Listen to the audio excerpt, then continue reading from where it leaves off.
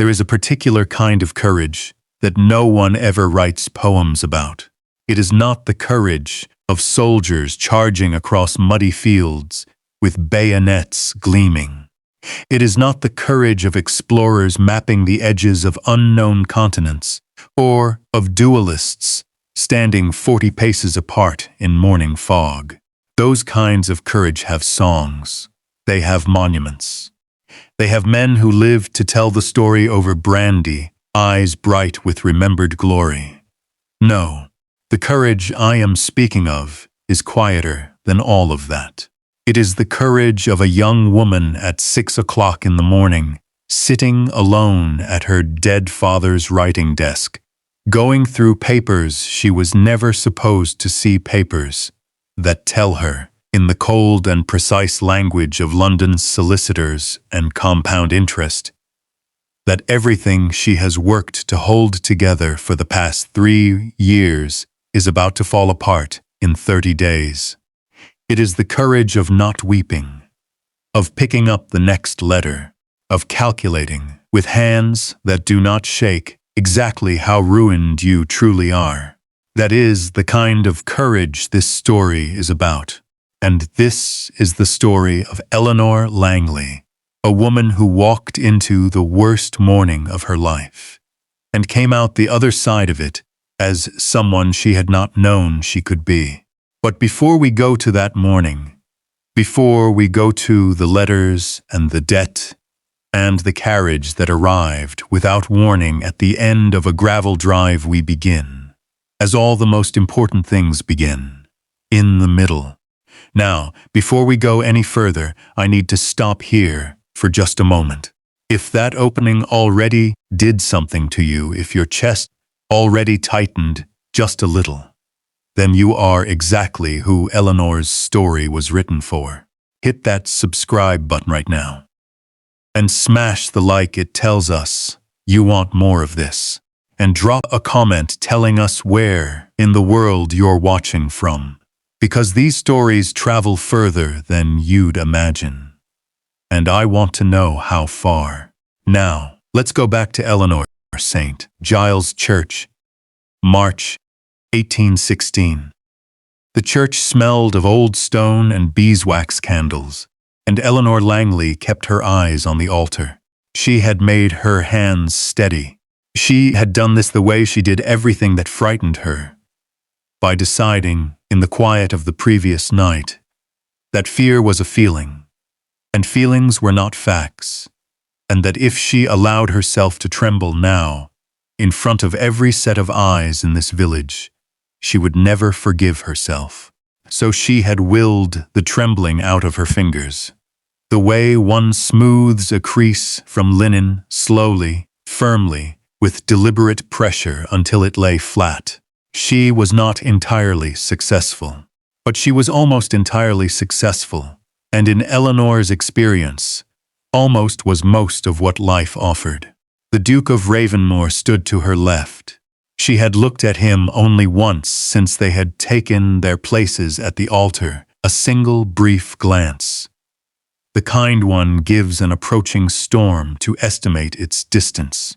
His profile was severe in the candlelight. A strong jaw, dark hair brushed back without ceremony, a posture that could only have been built in the military. That particular straightness that is not pride, but habit, the spine of a man who has stood at attention so long that ease no longer exists in his body. And the scar. She had known about the scar. Everyone in 3 counties knew about the scar. It ran from just below his left cheekbone, down to the edge of his jaw, livid and pronounced, the kind of mark that a cannon's work leaves on a man who was close enough to a blast to survive it, but not close enough to escape it entirely. Society called it grotesque. Eleanor, who had seen injuries in the village infirmary during the war years, recognized it as something more specific. The mark of a man who had been standing beside people who did not survive. She did not find it grotesque. She did not yet know what she found it. The vicar was still arranging his papers. There were perhaps 2 minutes left before the words were spoken that would make this real. And in those 2 minutes, Eleanor permitted herself one small inventory of the morning. She had come here in a borrowed carriage. Her mother was 3 rope rows back, holding a handkerchief she had not yet used. Her brother William was beside their mother, his face doing something complicated that Eleanor chose not to examine. Lord Harcastle sat in the 3rd pew on the right. She had felt his presence before she saw him. The way one feels cold air from a window before turning to find it open. His expression, when she had glanced at it, was one of satisfied neutrality. The face of a man watching a business arrangement conclude precisely as intended. She had looked away from him, and then something happened that she did not record in the inventory. Because she could not entirely explain it, the Duke moved. It was the smallest thing. A slight shift of his left hand, which had been clasped behind his back in that soldier's posture. The hand came forward. It did not reach for her. It simply moved to rest at his side, closer to where her own hand hung, and in doing so it placed itself, almost imperceptibly, between her and the pew where Lord Harcastle sat. Eleanor frowned very slightly. It was such a small gesture. It was probably nothing. It was probably a man shifting his weight, nothing more. She filed it away without understanding it, and returned her eyes to the altar. The vicar cleared his throat. 3 weeks earlier, Langley Hall, Wiltshire, February 1816. Before dawn, the fire in the study had been Eleanor's fire. She had built it herself at 5:30 in the morning, because she had not trusted the household staff with the knowledge that she was up this early, going through her father's papers. And she had not trusted herself to do what needed doing with a witness in the room. So she had laid the kindling with her own hands, struck the flint with her own hands, and now sat in the orange glow of it at her father's writing desk with her own cold hands wrapped around a cup of tea that had gone entirely cold an hour ago. The desk smelled of him still. That was the cruelest part of it, she had decided. 3 months since the funeral, and the leather of the chair, and the cedar of the desk drawers, and the particular combination of tobacco and old paper, still formed a scent that her body recognized before her mind could intervene, a scent that meant father, that meant safe, that meant home. And then her mind caught up and reminded her that none of those things were true any longer. And the grief arrived a half-second behind the comfort every single time. She had stopped allowing herself to feel it. There was too much work. She had known in a general way that her father had debts.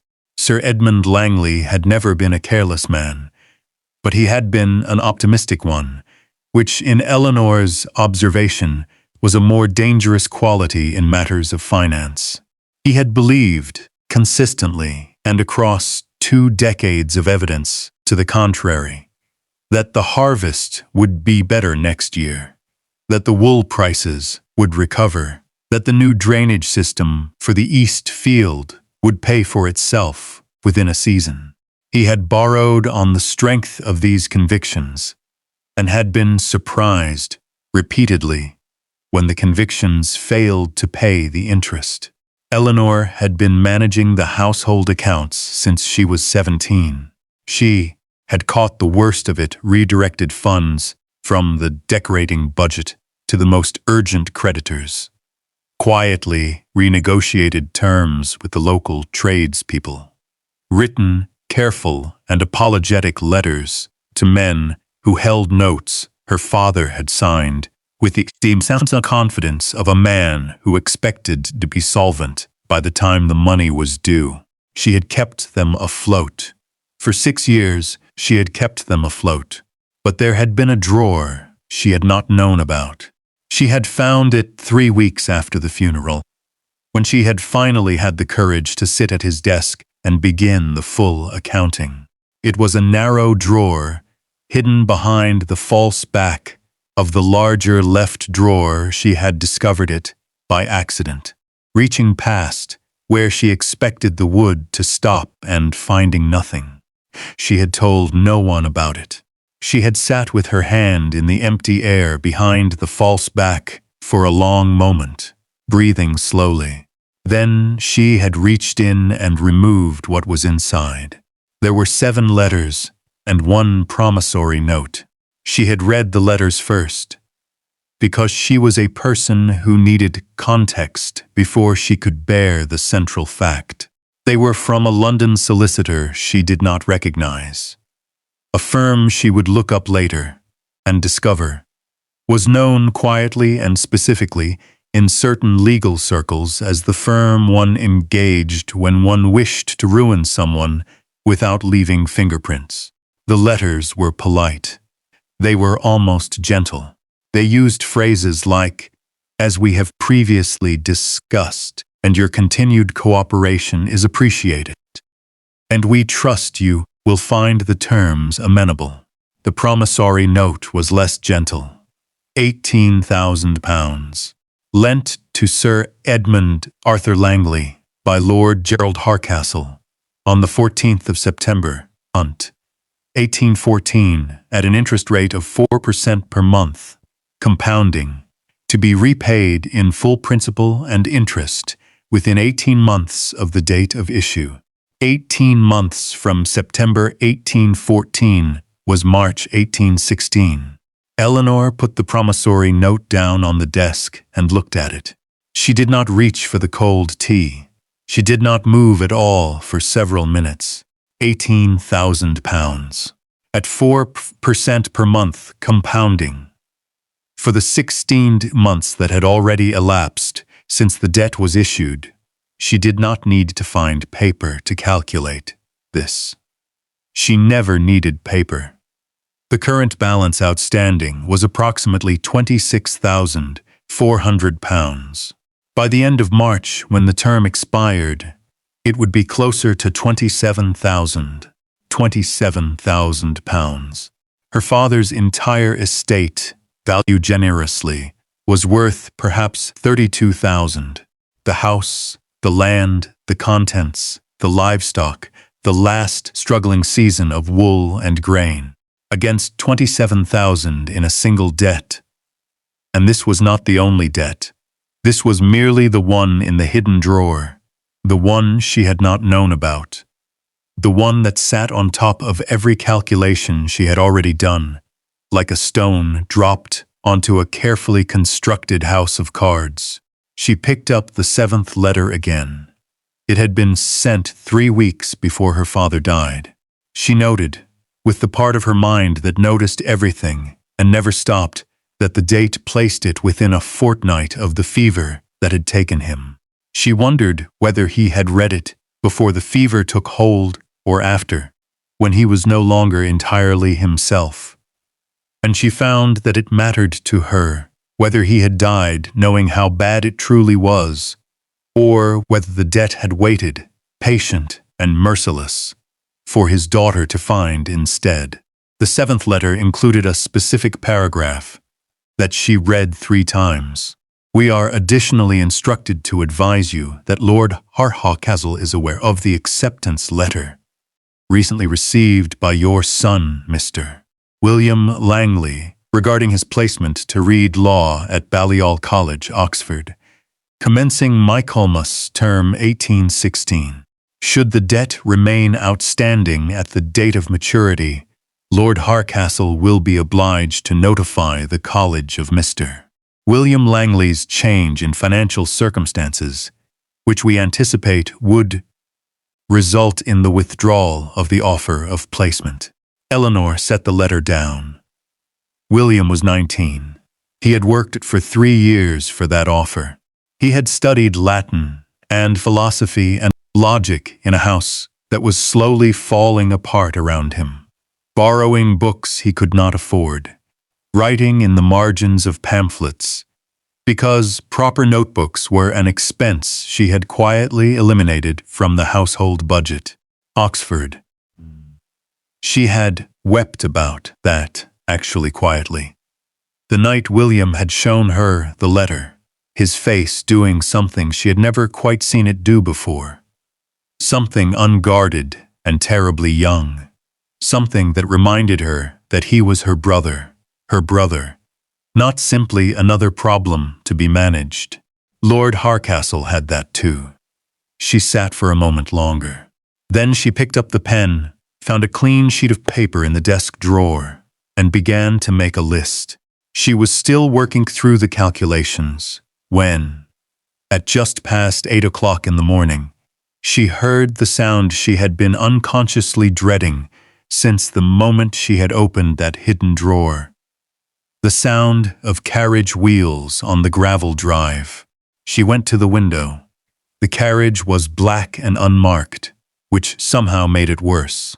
An unmarked carriage meant a man who did not need his crest on his conveyance to be known, a man whose arrival announced itself through other means. As she watched, a footman she did not recognize descended from the box and walked to the front door of Langley Hall, with the measured pace of a man delivering something that could not be refused. She heard the knock. She heard old Baines, their ancient butler, shuffle to answer it. She heard the low exchange of voices, and then the footman's step retreating back to the carriage, and the sound, small and entirely final, of an envelope being placed on the silver tray in the entrance hall. She was already at the study door when Baines tapped to enter. The letter was sealed with a crest she did not recognize. A raven, wings extended, above a single word that she had to tilt toward the light to read. Ravenmoor. Lord Gerald Harcastle arrived at Langley Hall at 2 o'clock in the afternoon. He arrived in the kind of carriage that announced everything about its owner, without requiring a word. Cream-paneled, polished touleum that seemed almost aggressive in the gray February light. Drawn by 4 matched grays that cost more individually than Eleanor's household spent on food in a quarter. The crest on the door was large. Men who were truly secure in their position, Eleanor had observed, tended toward restraint in matters of heraldry. Lord Harcastle's crest was not restrained. She received him in the drawing room, because the study was where she worked, and she did not want him in it. She had changed her dress not to impress him, but because appearing before him in her mourning, working clothes felt obscurely like a disadvantage she could not afford. She wore the gray wool she saved for occasions that required composure. She had done her hair herself, simply, and she had placed her hands in her lap and kept them there. She had read the letter from Ravenmoor twice. She had not yet decided what to do with its contents. Lord Harcastle was perhaps 50, with the kind of face that had once been handsome, and now bore the relaxed confidence of a man who no longer needed to be. He was well-fed without being corpulent, well-dressed without ostentation, a subtler vanity than the carriage, which told Eleanor that the carriage was for effect and the clothes were for himself. He moved through the drawing room with the ease of a man who had no particular reason to be anywhere in a hurry, which was, Eleanor reflected, the most terrifying quality a creditor could possess. Miss Langley. He took the chair she had not indicated. I'm sorry for the circumstances of this visit. He was not sorry. She did not say so. Lord Harcastle. You've found the promissory note, I take it. It was not a question. I instructed my solicitors to make the terms quite clear in their correspondence. I hope your father, God rest him, had an opportunity to discuss the matter with you before he passed. He did not, Eleanor said. A flicker of something crossed Harcastle's face. Not guilt. She did not think this man was capable of guilt in the conventional sense, but something adjacent to it.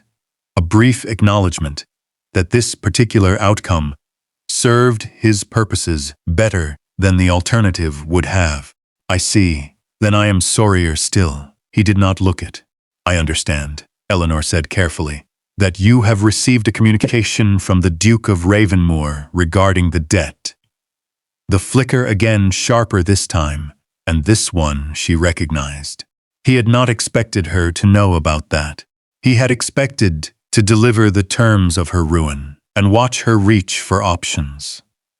And he had expected to be the one who told her that the Duke's offer existed, as if he were doing her a kindness by mentioning it, as if the offer were a mercy he was extending rather than a trap that had been set. She had named it first. She watched him recalibrate. The Duke of Ravenmoor, Hardcastle said with the careful neutrality of a man choosing his next words like stepping stones across uncertain water, has expressed an interest in acquiring the Langley debt from my portfolio. He has proposed certain conditions. He proposes to purchase the debt and forgive it entirely, Eleanor said, in exchange for a marriage contract with me. Silence. You've read his letter, Hardcastle said. I have. And? Eleanor looked at him. And I am curious, Lord Hardcastle, about the nature of your interest in my answer. If the Duke purchases the debt, you receive your capital. You are made whole. The terms of the promissory note are satisfied. Why does my acceptance or refusal of his offer concern you? Another recalibration. Slower. This time she was not behaving as predicted, and men like Hardcastle found unpredictability in women almost personally offensive. I am concerned for your welfare, Miss Langley. The Duke of Ravenmoor is not a man well suited to domestic. Tell me about him, Eleanor said. Not because she did not know. She had sent a note to her one friend in Trowbridge before Hardcastle arrived, and the reply had come back within an hour. Her friend being a woman of remarkable efficiency and remarkable access to local gossip, but because she wanted to hear what Hardcastle chose to emphasize, what a man chooses to say about another man when he wants you to be afraid tells you everything. Sebastian Ashbourne, Hardcastle said, 32 years of age, inherited the Ravenmoor dukedom 3 years ago upon the death of his elder brother in the peninsula. He was himself a soldier, the second son, you understand, the one who was supposed to survive the war. He did not come through it unscathed. A pause waited with implication. The scarring is quite severe. He has not appeared in London society since his return. 3 prospective matches have been arranged by his family's solicitors. Over the past 2 years, 3 young women have come to Ravenmoor House to meet him, and 3 young women have found reasons to withdraw. What reasons? Eleanor asked. The last one, Hardcastle said, with the ghost of something that was not quite a smile, reportedly fainted in the entrance hall upon catching sight of him and refused to be revived until she was in her own carriage. Eleanor said nothing. He is, Hardcastle continued, considered by those who have had occasion to conduct business with him as cold, reclusive, and possessed of a temper that, I am told, has damaged more than one piece of furniture in his London offices. He conducts almost all affairs through written correspondence. He will not attend meetings, will not appear at social functions, and has been known to dismiss secretaries for the crime of bringing visitors unannounced. He let that settle. He is also, I should note, extraordinarily wealthy. Ravenmoor is one of the 10 wealthiest estates in England. If the match were made, you would be a duchess. You are recommending I refuse, Eleanor said. I am presenting you with complete information so that you may make an informed choice. You are not, Eleanor said pleasantly. You are presenting me with selected information, weighted toward a specific emotional response, in hopes that I will refuse the Duke's offer, and the estate will therefore fall to you on the date of maturity, which is your actual preference, since the estate is worth considerably more than the debt outstanding, and you have, I suspect, already had it valued. Lord Harcastle was very still.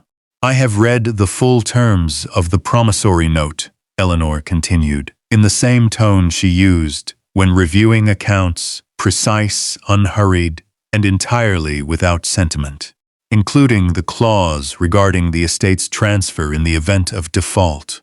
The property transfers to you in full, the house, the land, the livestock.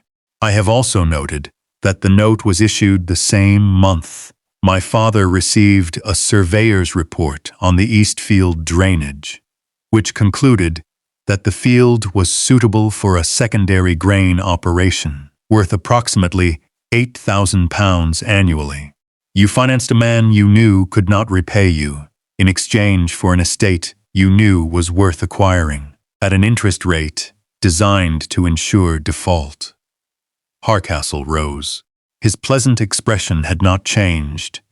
That was the remarkable thing, she thought, that he was still wearing the face of a man engaged in polite social calling. But something behind it had gone very cold. Miss Langley, I strongly advise you to. I advise you, Eleanor said quietly, to leave my drawing room. I will send my answer regarding the Duke's proposal by letter tomorrow morning. Good afternoon, Lord Harcastle. He went. She waited until she heard the carriage on the gravel, waited until the sound faded entirely, and then she put her face in her hands and stayed very still for quite a long time. She had one question left. Why would a duke want her? She was the second daughter of a minor baron. She had no dowry, no connections of consequence, no beauty that anyone had ever thought worth remarking upon.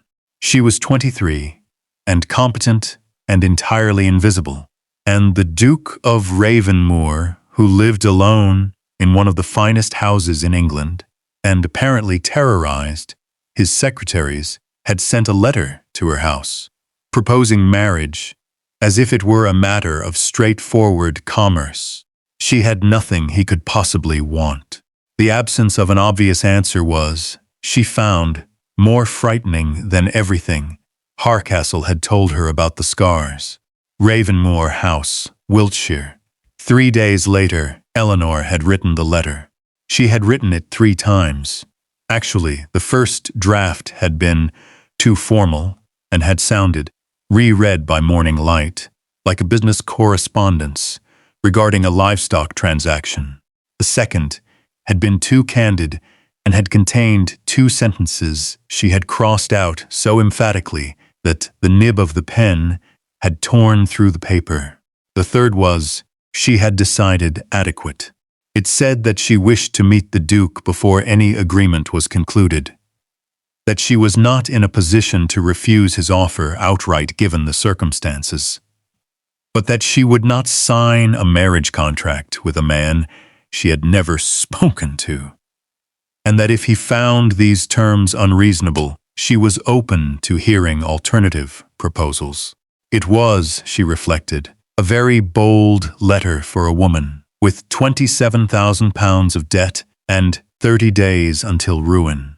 But Eleanor had decided, in the long, quiet hours between Harcastle's departure and the following morning, that the only thing she had left in this negotiation was a small amount of dignity, and she intended to spend it carefully.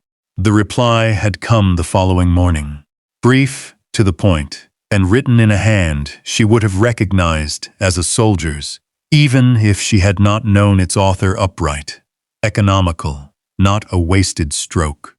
It said Tuesday, 3 o'clock, Ravenmoor House. Come alone, not please come, not I would be most gratified, just come. She found, to her own irritation, that she rather respected that. She came alone. Ravenmoor House, sat at the end of a drive, bordered by beeches that were still bare in February, their grey branches making a kind of cathedral arch above the carriage. Her carriage, the old one, the one that needed the left rear wheel looked at, and as they cleared the trees and the house came into view, Eleanor permitted herself a single, honest assessment of it. It was extraordinary. It was also extremely severe Jacobean in its bones, with the kind of thick Boston walls that suggested that the original builders had not entirely trusted the neighborhood, and with additions built across 2 centuries that gave it a quality of accumulated history that some houses wore proudly, and some houses wore like scar tissue. The gardens were well kept, but not ornamental working grounds. A glass house, a kitchen garden that showed evidence of serious intention.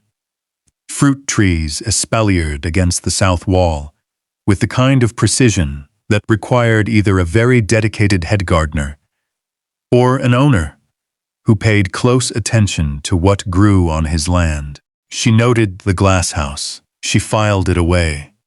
The housekeeper met her at the door. Mrs. Prentice was somewhere between 55 and 70. Eleanor genuinely could not determine which, with the kind of face that had been formidable in youth and was now simply impenetrable, and with a pair of eyes that were doing the same thing Eleanor's eyes were doing, which was a rapid and thorough assessment of everything available. They regarded each other for a moment with mutual professional respect. Miss Langley, Mrs. Prentice stood aside. His Grace is in the library. I'll take you through. Thank you, Eleanor said. He's not easy, Mrs. Prentice said, as she led Eleanor down a corridor, lined with portraits of Ashbournes going back to the 1600s. She said it conversationally, without apology or warning in her tone, just a woman offering a fact. He hasn't been easy since he came home from the peninsula, but he's not what they say he is in the county. I want you to know that, since no one else is likely to tell you. Eleanor looked at her. I've been in this house 30 years, Mrs. Prentice said. I knew his father, God rest him, and his grandfather. I knew Sebastian Ashbourne when he was a boy who hid toads in his brother's bedchamber and considered it high philosophy. A pause. He is not that boy any longer, but the bones of him are still there if you know how to look. She stopped before a door, knocked twice, and opened it without waiting for a reply, the action of a woman who had earned 30 years of prerogative. Miss Langley, Your Grace. Eleanor walked in. The library at Ravenmoor was 2 stories, with a gallery running around the upper level, and books on every surface that was not a window. A fire burned at the far end, and in front of the fire, standing with his back to the door, looking into the flames, was Sebastian Ashbourne, Duke of Ravenmoor. He turned when the door closed behind her. She had told herself, on the journey here, that she would not react. She had treated this resolution the same way she had treated making her hands steady at the altar, as a matter of decision rather than feeling. She would look at him directly. She would not flinch. Whatever the scar looked like, she was a woman who had sat with men whose faces were far worse in the village infirmary, the worst of the war years. And she had held their hands and spoken to them about ordinary things. And she was not going to be made small by someone else's wound. She looked at him directly. He was tall, taller than she had expected, and built in the way of men who had been soldiers and remained strong afterward, not from vanity but from habit. Dark hair, dark eyes, not black, she saw as he came closer to the light, but a very deep gray, the color of the sky over the downs before rain. His jaw was strong and his mouth, in repose, was set in a line that was not quite a frown, but was not far from it. And the scar, She found a word for it, unexpectedly, as she looked at it. Honest. There was nothing about it that was hidden or minimized. It ran from below his left cheekbone to the edge of his jaw, in a line that was not clean cannon blast, never left clean lines, but was rather a ridge of healed tissue, silvery at its peak and darker at its edges, that had clearly been tended properly in the early stages and had healed as well as such things could heal. She recognized the quality of it. She recognized what it meant, about how close he had been standing when she stopped that thought. He was watching her look at him. She met his eyes. Neither of them spoke for a moment.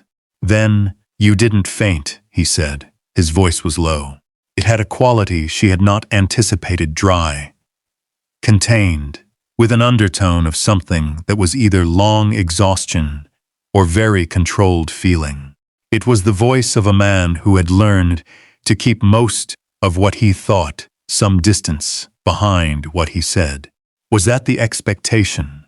Eleanor asked. It's been the pattern.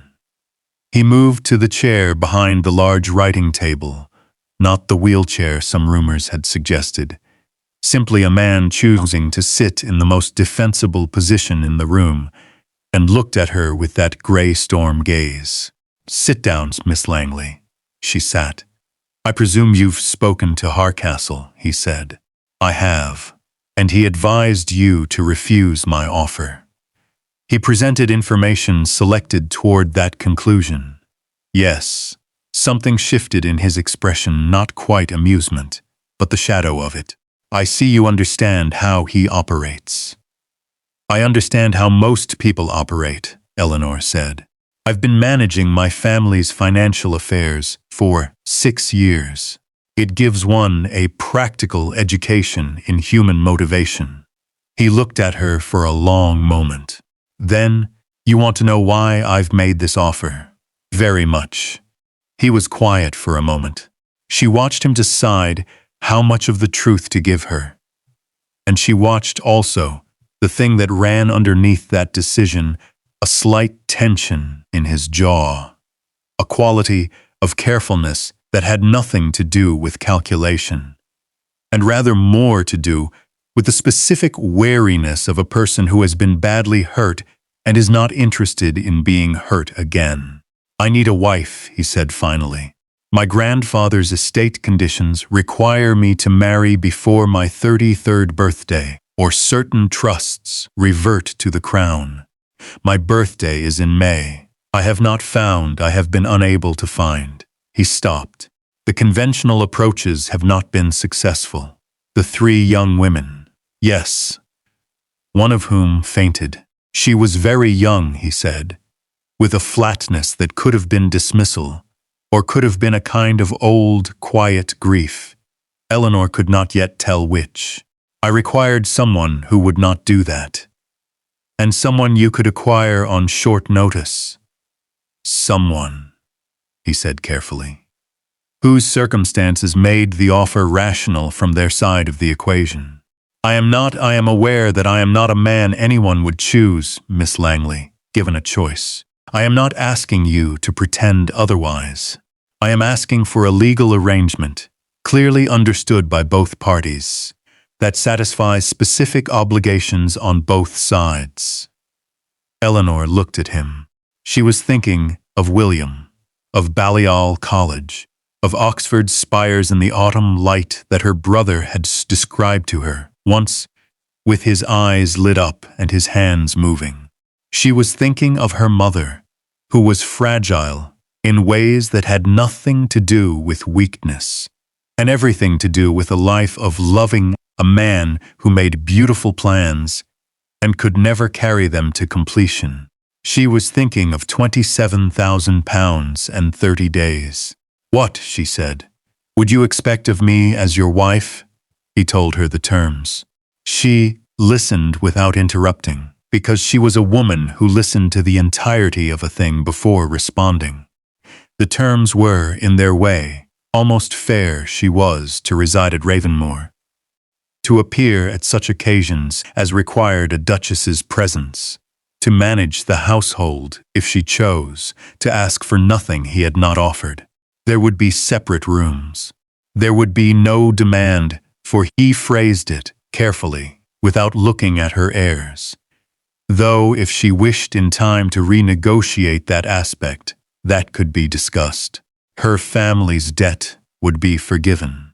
William's Oxford placement would be secured by a letter from the Duke of Ravenmoor, which would ensure no one asked questions about the Langley finances. "And my mother," Eleanor said, "your mother and your brother would have the use of the dower house on the Ravenmoor estate. If they prefer to remain at Langley Hall, the hall will be maintained at my cost." Eleanor said nothing for a moment.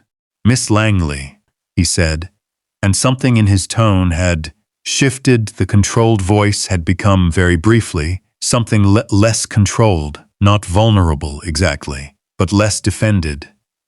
"I will not pretend this is anything other than what it is. I am aware that you deserve better than this. I am aware that this is not." He stopped.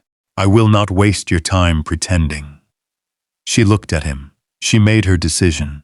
"I will need to read any contract before I sign it," she said. "And I will need my own solicitor to review it, not your solicitors, and not Harcastle's." He nodded once. "Agreed. And I want the terms regarding my family's residence to be in writing. Specific, not subject to revision based on circumstance." "Agreed." She stood. He rose as well reflexively, the soldier's courtesy, and she thought she saw a flicker of surprise on his face, as if the automatic politeness had come before he could decide whether to deploy it. "I will give you my answer in writing by Thursday," Eleanor said. She turned to go. "Miss Langley." She turned back.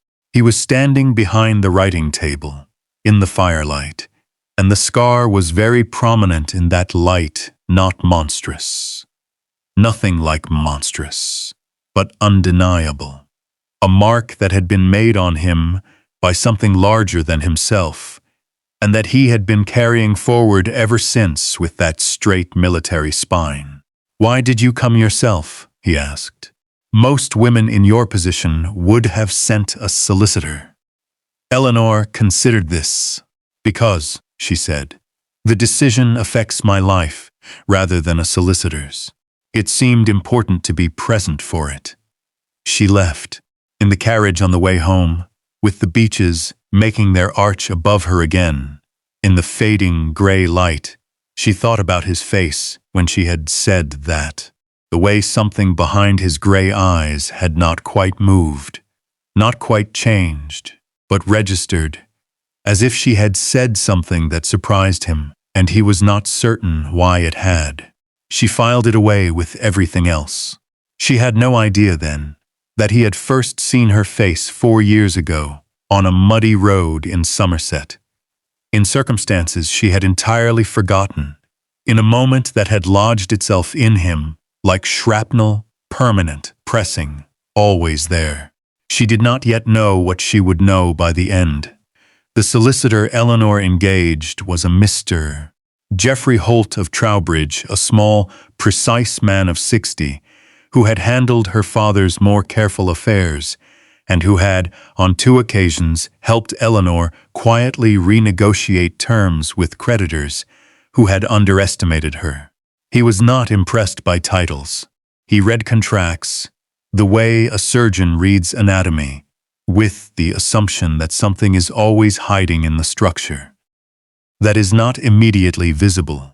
He read the Duke of Ravenmoor's marriage contract in 2 hours, and then sat in Eleanor's drawing room and looked at her over the top of his spectacles.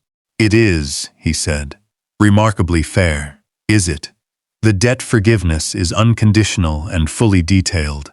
The Oxford placement guarantee is in writing and backed by a trust, not merely a personal commitment, which means it survives whatever happens to the marriage.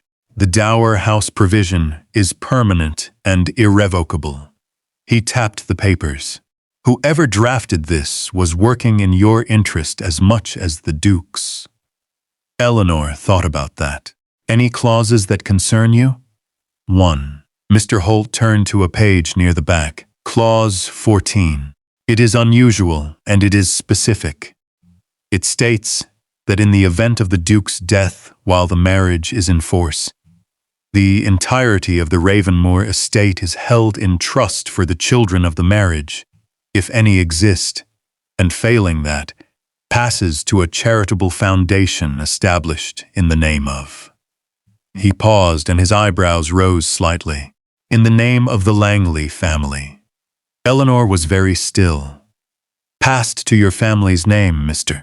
Holt repeated, with the tone of a man who had seen a great many contracts, and had not seen this before. Not to the Ashbourne family, not to a relation of the Duke, to a charitable foundation in your family's name, to be administered by you.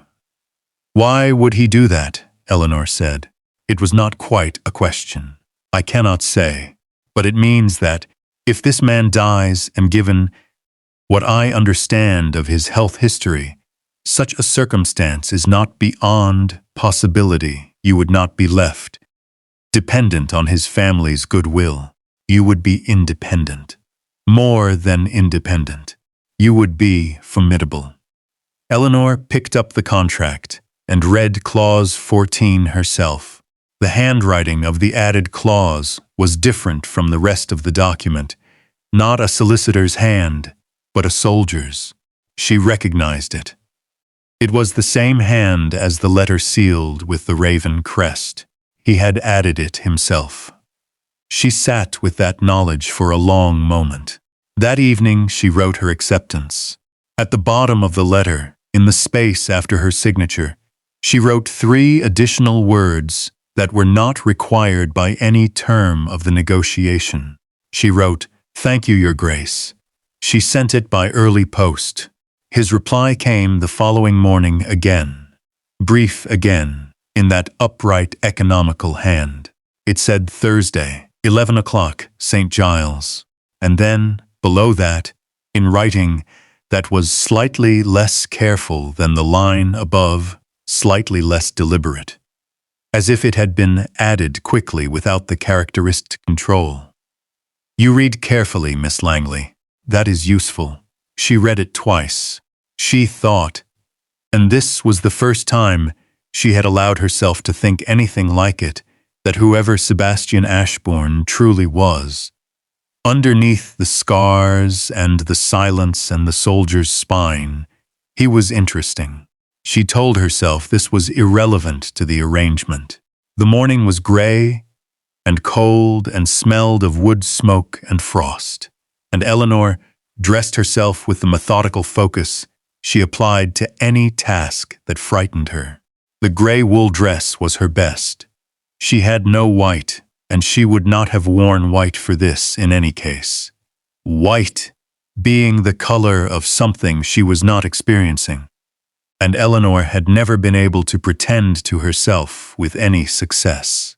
She wore her mother's pearl earrings because her mother had pressed them into her hands the previous night, with a look on her face that Eleanor had not been able to entirely read grief and guilt, and something that was trying, imperfectly, to be apology. Eleanor, her mother had said, I need you to know I know this is not what you. It is all right, Mama, Eleanor had said, because it was easier, and because her mother's particular form of tenderness tended to find the places in Eleanor that were least defended, and she could not afford to be undefended this morning. William had knocked on her door at 7:30. He was 19 and studying to be a lawyer, and he had, in the past months since their father's death, been quietly growing into something that Eleanor recognized as the shape of a good man. He sat on the edge of her bed and watched her pin her hair, and did not say anything for a while. I know Oxford is part of why you're doing this, he said eventually. Eleanor met his eyes in the mirror. Part of it, she allowed. You don't have to. There are other ways. I can read for the bar without William. She set down the hairpin. I am 23 years old. I am not in love with anyone. I have no prospects. And our creditors are about to take the house. If I am going to marry for circumstance rather than feeling, I would rather marry a man I find interesting than one I find merely convenient. She paused. The Duke of Ravenmoor is, I believe, interesting. William looked at her for a moment. You've met him once. Yes. And you think he's interesting. I think he has excellent glazing on his glass house and adds clauses to legal contracts in his own hand, and didn't bother to be charming when he could have been, which means he either doesn't know how or has decided it isn't worth attempting. She picked up the hairpin again. That is more interesting than anything the county assembly has offered me in 3 years.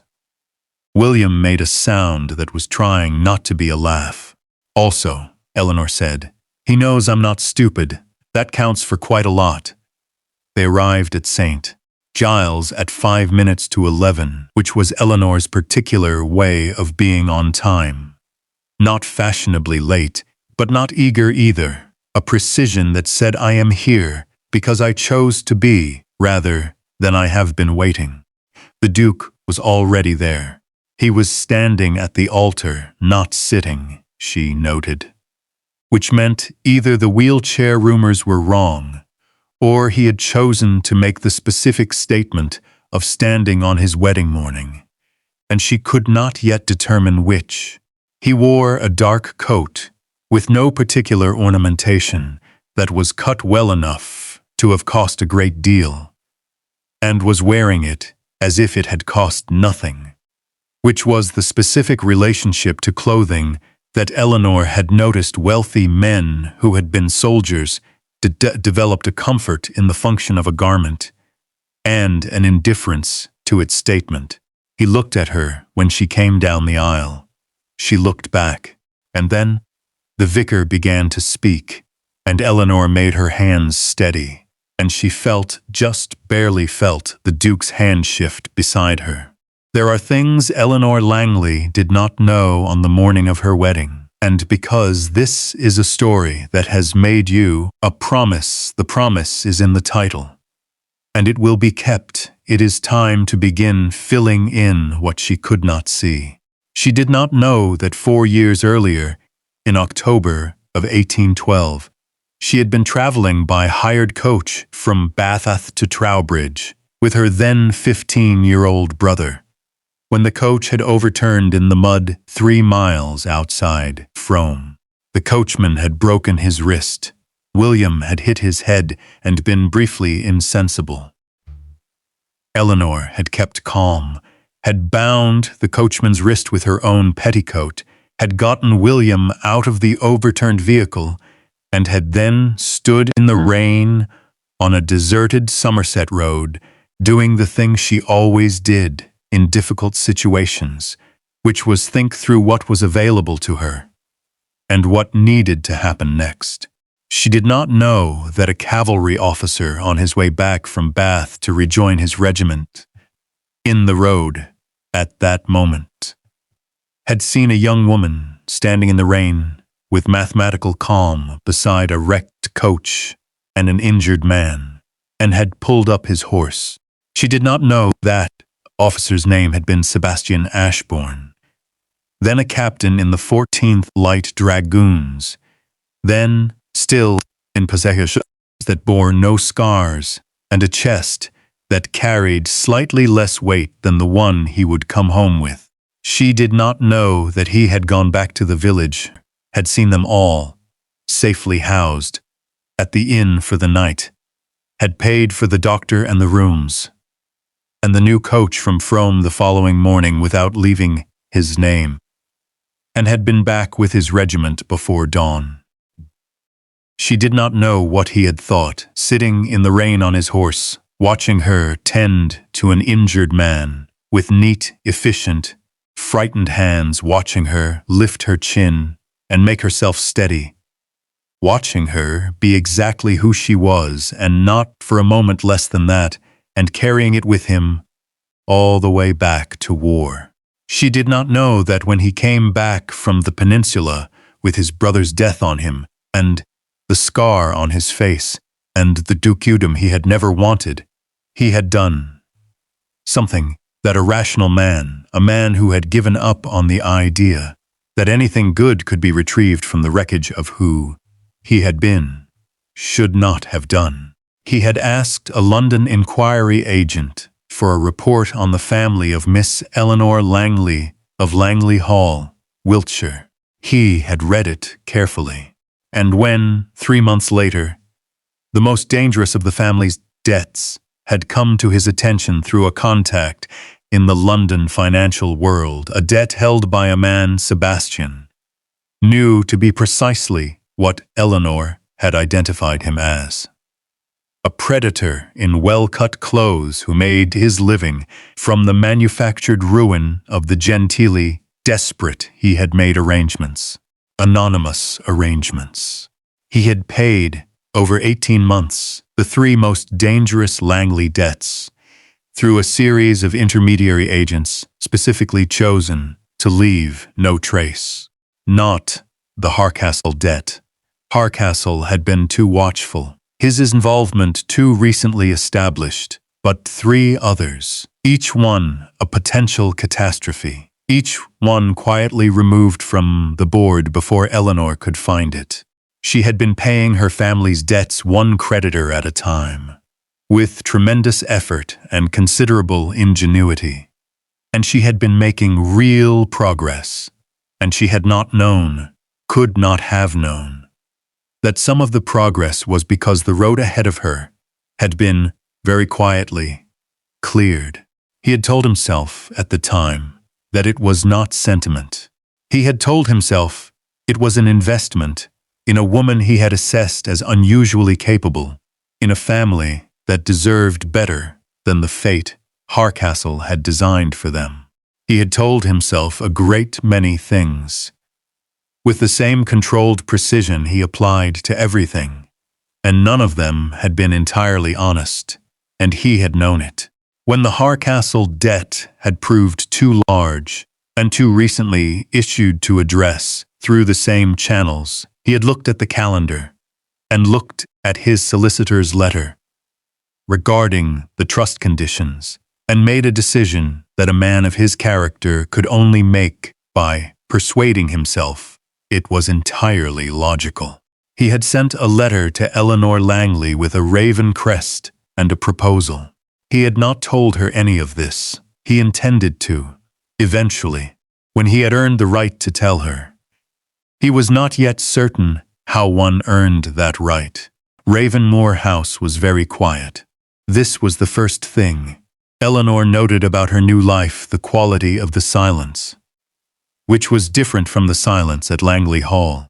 The silence at home had been the silence of a house where money was running out, where things were not being repaired or replaced, where the staff spoke in low voices because everything felt fragile.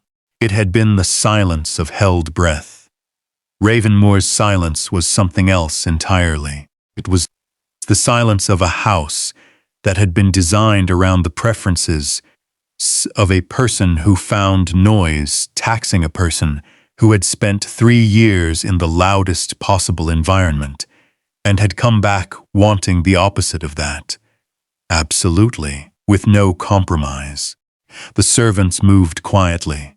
The clocks had been muffled, she discovered on the second day, by a small piece of felt inserted behind the chime mechanism, not removed, because the Duke liked to know the hour, but softened. Mrs. Prentice managed the household on a schedule of extraordinary efficiency and communicated it to Eleanor with the respectful directness of a woman who had been doing this without a duchess for 3 years and was cautiously open to the possibility of assistance. He reads until 2 in the morning, Mrs. Prentice told her on the first day, over tea in the housekeeper's room, delivering information with the same tone she would use to brief a new officer on terrain. He rises at 6, He will not see visitors before 10 without specific prior arrangement. He takes breakfast alone and prefers it. Dinner is the meal at which he expects company his own, or yours, or both. He works in the library between 10 and 4. The West Wing is his, and you are not to go there without invitation. Eleanor noted all of this. And the glass house? She asked. Mrs. Prentice paused. The glass house. I noticed it when I came to visit. It looked well maintained. It was his mother's. He has kept it going since she died. He tends it himself on Saturdays. Before breakfast, he doesn't let the gardening staff in there. A pause that felt significant. No one has ever asked about the glass house before. Eleanor filed this as she filed everything. She had been given a suite in the East Wing that was beautiful and impersonal, which was its own kind of information. She began, methodically, the process of learning the house not as its mistress, not yet, but as a person who believes that understanding a space is the first step toward understanding its occupant. She walked every corridor she was permitted to walk. She read the portrait gallery like a history text. She spoke to every member of the household staff who was willing to speak to her, and nearly all of them were willing, because Mrs. Prentice had evidently been specific with them in advance. Sebastian, she saw at dinner. It was initially uncomfortable, in the specific way that two people who have agreed to an arrangement and are now required to sit across a table from one another find it uncomfortable, a kind of sustained negotiation of how much honesty to allow into the space between them. He was not rude. He asked questions, brief, specific questions about her day, about the house, about whether anything had been arranged, set to her satisfaction, to his answers with the same quality of attention she had noticed in the library, as if he were still in the process of forming a picture of her and intended to be thorough about it. She asked questions back. This appeared to surprise him. The glass house, she said on the third evening. What do you grow? He looked at her. Orchids, he said after a pause. You grow orchids. My mother grew orchids. I have continued the practice. He said this with the tone of a man who was prepared to be considered unusual and had made his peace with it. Orchids are considerably more difficult than most greenhouse cultivation, Eleanor said. The temperature regulation alone. I know, he said. I have a thermometer in there, and I check it twice a day. She thought about a man who had been to war and come back scarred and alone, who rose at 6 in the morning and checked a thermometer in a glass house for his dead mother's orchids twice a day. She thought about bones and what Mrs. Prentice had said about them. Will you show me? She asked. He was quiet for a moment. Saturday, he said. Lord James Sinclair arrived on a Wednesday 3 weeks after the wedding, without warning, which told Eleanor something about the depth of his friendship with Sebastian, since Sebastian's prohibition on unannounced visitors was, she had gathered, ordinarily enforced without exception. She heard him before she saw him, a voice in the entrance hall that was doing the thing that people who have been to war together do with one another, speaking in the particular shorthand of people who have been through something together and communicate partly in that shared experience rather than in words. You are married, she heard Sinclair say, with an inflection of such comprehensive astonishment that she very nearly smiled before she could stop it. You, Sebastian Ashbourne, who told me in the peninsula in 1813 that you intended to die alone in a tower like a reasonable person, are married. Yes, Sebastian said, to a woman. Sinclair, I'm simply establishing the facts. Where is she? Eleanor walked into the entrance hall. Lord Sinclair was perhaps 30. with a face that showed, as Sebastian's did but differently, the evidence of the peninsula not in scars but in a quality behind the eyes, a knowledge of things that are not easily unlearned. He was, she noted, genuinely attractive in a conventional way, which meant that next to Sebastian, Howe's attractions were all arresting and none of them conventional. He probably suffered somewhat in comparison. He looked at her, and she watched him revise something he had been about to say. Then he smiled, and the smile was genuine and direct, the smile of someone who smiled because he meant it and not as a social habit. "Miss Langley, forgive me, Your Grace. I am Lord Sinclair. I've known your husband since we were both making catastrophic decisions in Portugal. You are not at all what I expected." "What did you expect?"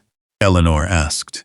He glanced at Sebastian, who was watching this exchange with the expression of a man who had not agreed to any of this and was already regretting it. "Someone quieter," Sinclair said. "I am very quiet," Eleanor said. "I'm merely precise," Sinclair laughed. Sebastian, behind him, looked at Eleanor with an expression she had not quite seen from him before, brief, unguarded there, and gone in less than a second, something that had warmth in it. She filed it away before she could make the mistake of examining it. Over the following 2 days, she learned things about Sebastian from Sinclair that Sebastian would never have told her himself. She did not ask directly. She had learned, over the first weeks of marriage, that asking Sebastian directly about certain things was like asking a man to open a window he had spent years nailing shut. But Sinclair talked the way men talk when they have been carrying something too long and have found an unexpected person who seems worth telling, and Eleanor listened the way she always listened, which was very carefully and without appearing to. She learned that Sebastian had been the one to retrieve his brother's body from the field. She learned that the cannon blast that had scarred Sebastian had killed 4 men, and that Sebastian had been the only one left standing, and that the specific geometry of this, the why of it, why him and not the others, had rearranged something in him that had not rearranged back.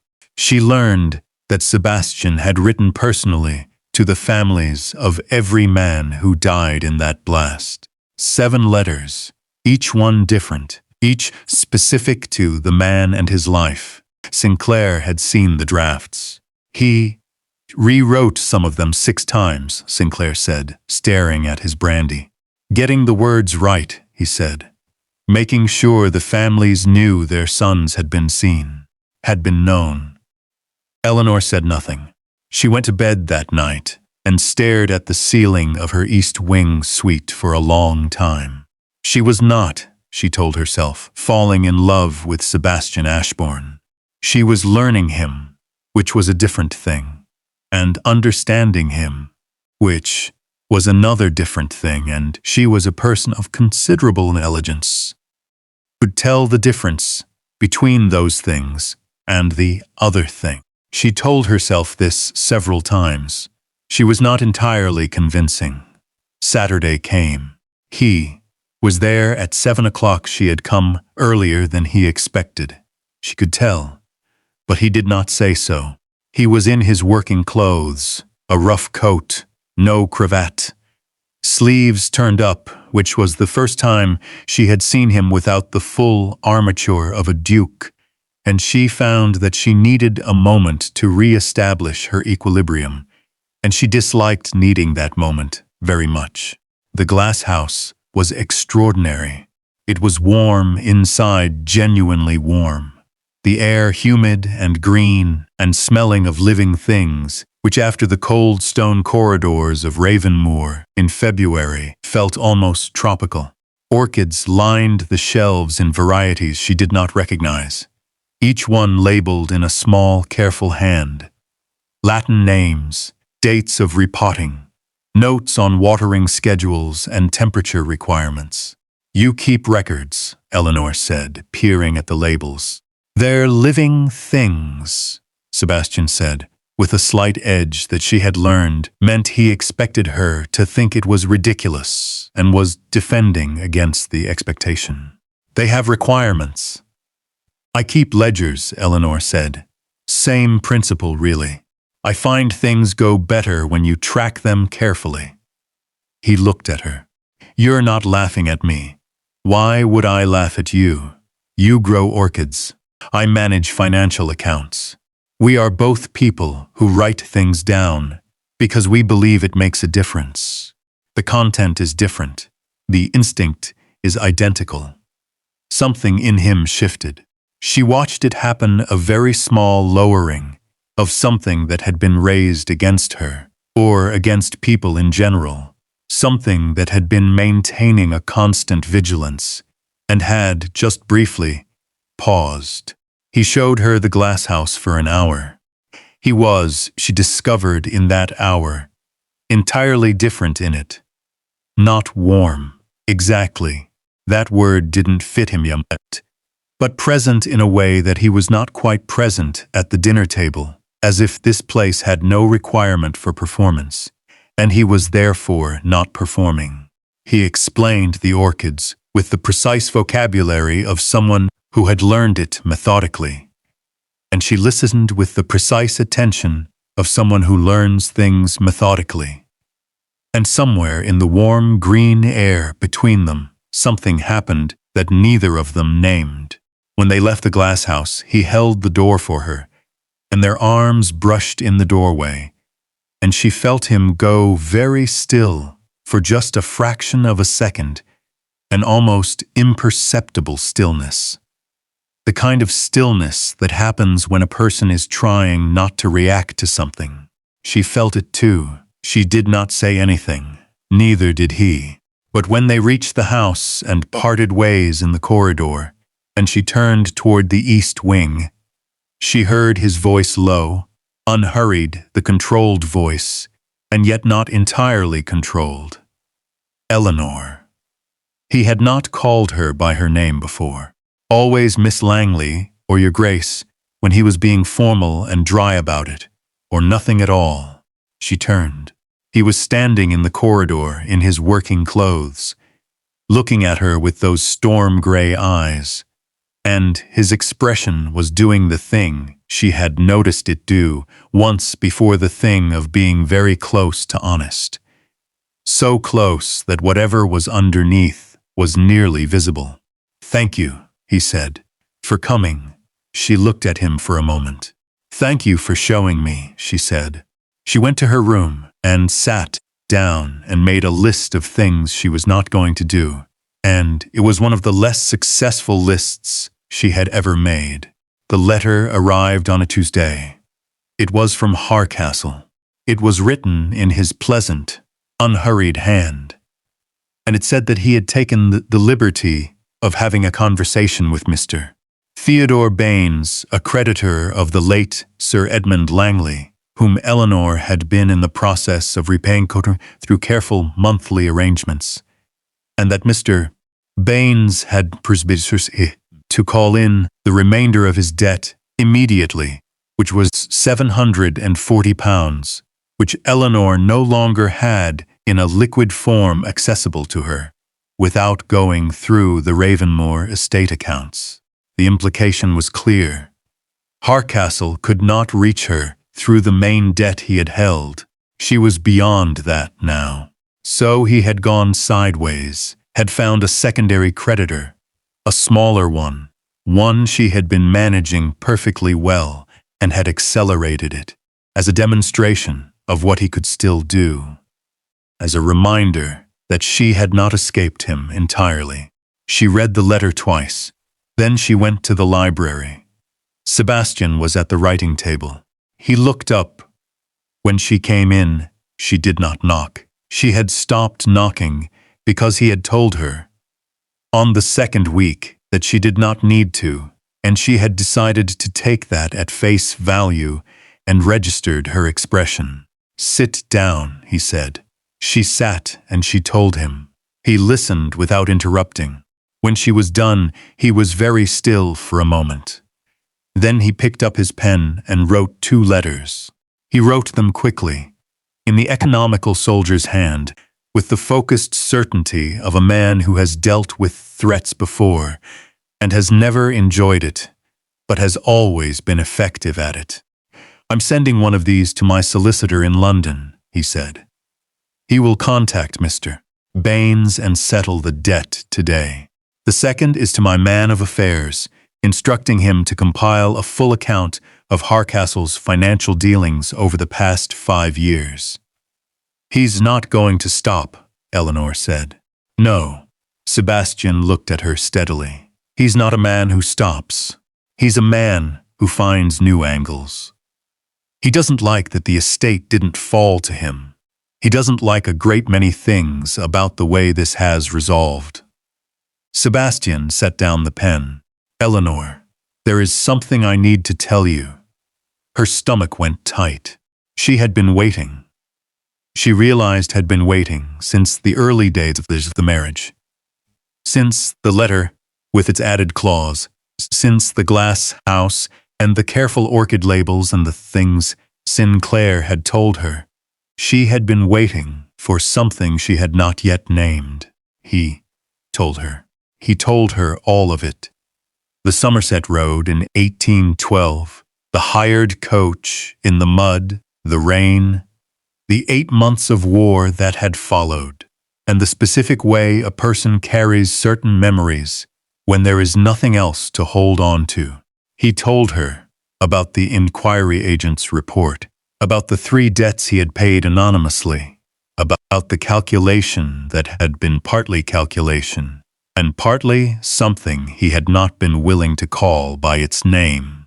He told it flatly with the controlled voice, and he did not look away from her while he told it, which she understood cost him something. She did not speak for a long time when he finished. "You paid our debts," she said. 3 of them, without telling me. "Yes, why without telling me?" He was quiet. "Because you had not asked me," he said finally. "And I knew enough about you, even then to know that you would not, that you needed to be someone who had done it, not someone who had been saved from it. You were paying them yourself. You were managing. I removed the ones that were going to overtake you before you could reach them. You did the rest." Eleanor looked at the window. Outside, the February garden was bare and gray and still.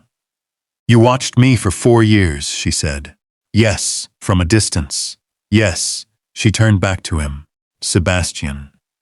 The name was new in her mouth. She had used it only rarely and always deliberately. The man who retrieved his brother's body and wrote 7 letters to 7 families and keeps his mother's orchids alive and adds Clause 14 to marriage contracts in his own handwriting. That man has not been watching me from a distance out of indifference. Something in his face broke open. Very briefly, very completely. "No," he said quietly, "not indifference." "Then say the rest of it." He said nothing for a moment. "And then, I had no right to say it. I was what I was when I came back from the peninsula. Was not a thing a person should offer someone. I had nothing worth giving." "You had clause 14, Eleanor said. He looked at her. "Which was the most specifically generous thing anyone has ever done for me," she continued. "And you did it anonymously, which means you did it without expectation of return, which means it was not a business calculation. It was Sebastian, it was care. You have been caring for my family for 3 years in the only way you thought you were permitted to care for them. Because you did not think you were allowed to care about me. And I need you to hear how. I need you to understand how." She stopped. She had run out of the vocabulary of control and was in territory she had not prepared for. "I find you interesting," she said. "I told William I found you interesting. That was That was not the right word. I find you. She stood. She crossed to where he sat at the writing table. She put her hands on the table and looked at him directly. The way she had looked at him the first time, with the same intention of not flinching. I find you the most worth-knowing person I have met in my adult life, she said. And I am not willing to live in a house with you and have separate rooms and perform a marriage that is not one.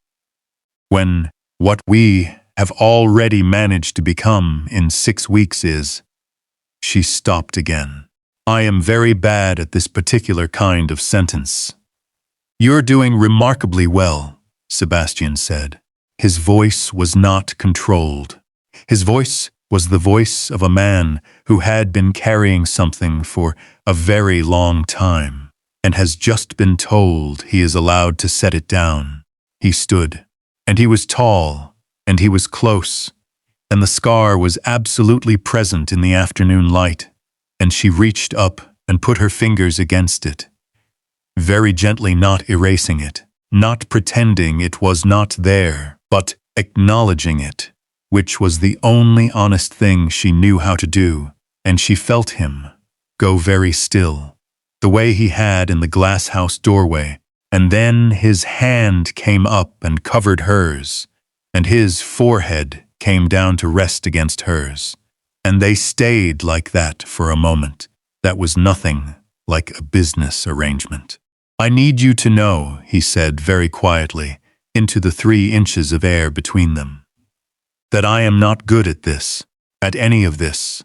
I am not easy. I am not pleasant company. I am working on being less catastrophically closed off than I have been, but I am starting from a significant deficit, and I cannot promise. Sebastian, Eleanor said. Yes? I have been managing complicated accounts since I was 17. I am not afraid of a deficit. He made a sound she had never heard from him before. Low, warm, brief, unmistakably a laugh.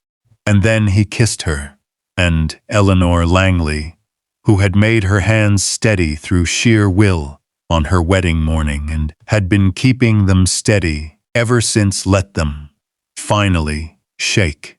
The problem with Lord Gerald Harcastle was that he was genuinely intelligent. Eleanor had known this from the first meeting in the drawing room. She had recognized it as one recognizes a specific type of danger, not the danger of violence, which was direct and legible, but the danger of patience. A man who could absorb a setback and recalibrate and find the next angle, and the next, and the next, without ever appearing to have done anything at all. He had lost the Langley estate. He had tried the secondary creditor and been met with the Duke of Ravenmoor's solicitor and enough financial weight to crush that avenue flat.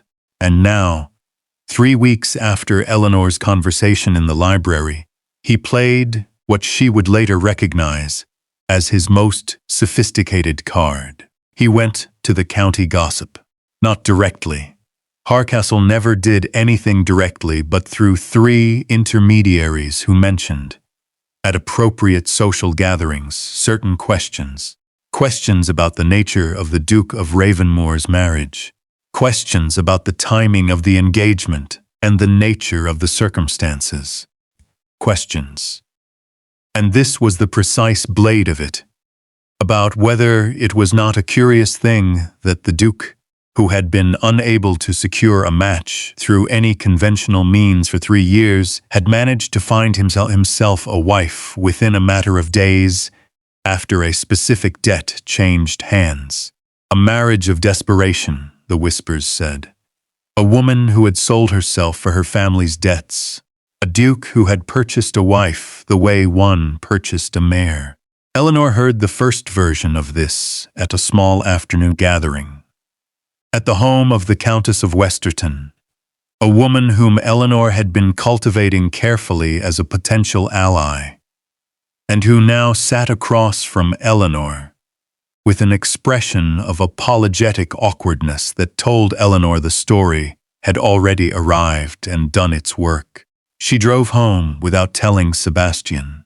She sat in the library for an hour, working through it the way it would spread, the specific way county society functioned as an organism, the way a story like this would travel, and she thought about it the way she thought about accounts, with the dispassion of someone trying to determine the actual shape of a problem before deciding how to address it. Then Sebastian came in. He took one look at her face. "Tell me," he said. She told him. He was very quiet for a moment.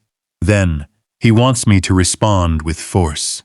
If I threaten him openly, he becomes a victim of the terrifying reclusive duke, which is a story that supports his narrative. If I do nothing," the whispers continue. "Yes," Eleanor said, "which means the response can't be about him. It has to be about us." He looked at her. "We go to London," Eleanor said. "Eleanor, I know you haven't been. I know you have decided not to be. But Sebastian, the reason the whispers land is because you are a rumor to everyone in this county. You are a scar and a locked door and a story someone told someone else. If we appear together in London, at something visible you become a person, and a person's marriage is considerably harder to reduce to a transaction than a rumor's." He was very still. "I will not pretend it is easy," she said carefully. "I know what it costs you to be looked at. I know what it means to walk into a room where everyone is going to." "I know what it means," he said very quietly. She waited. "If we go," he said at last, "we go to one event. Sinclair has been asking me to attend a Royal Society lecture for 3 months. Something about advances in botanical chemistry, which will interest precisely 12 people in London and bore everyone else. It will make a statement without requiring me to perform."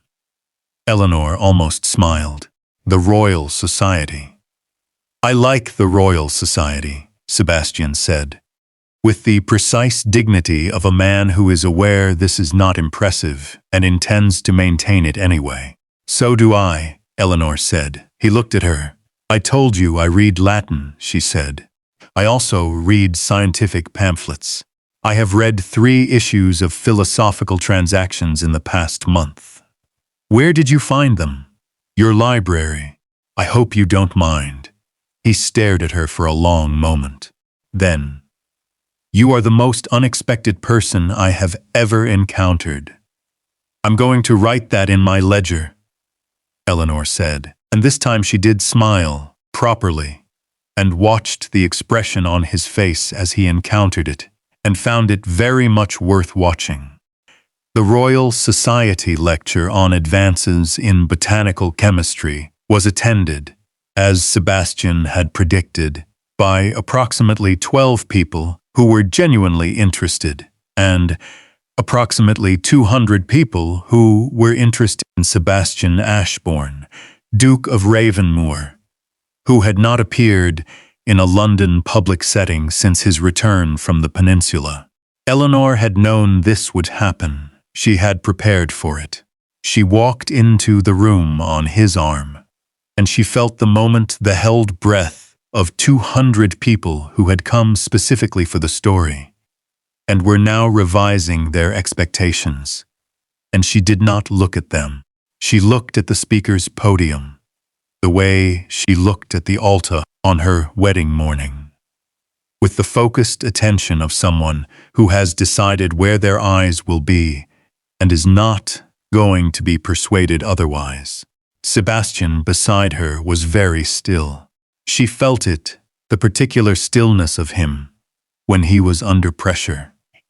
The spine that straightened further rather than curving, the controlled breath, the quality of walking into a fire, and deciding the fire could not touch him because he had decided it.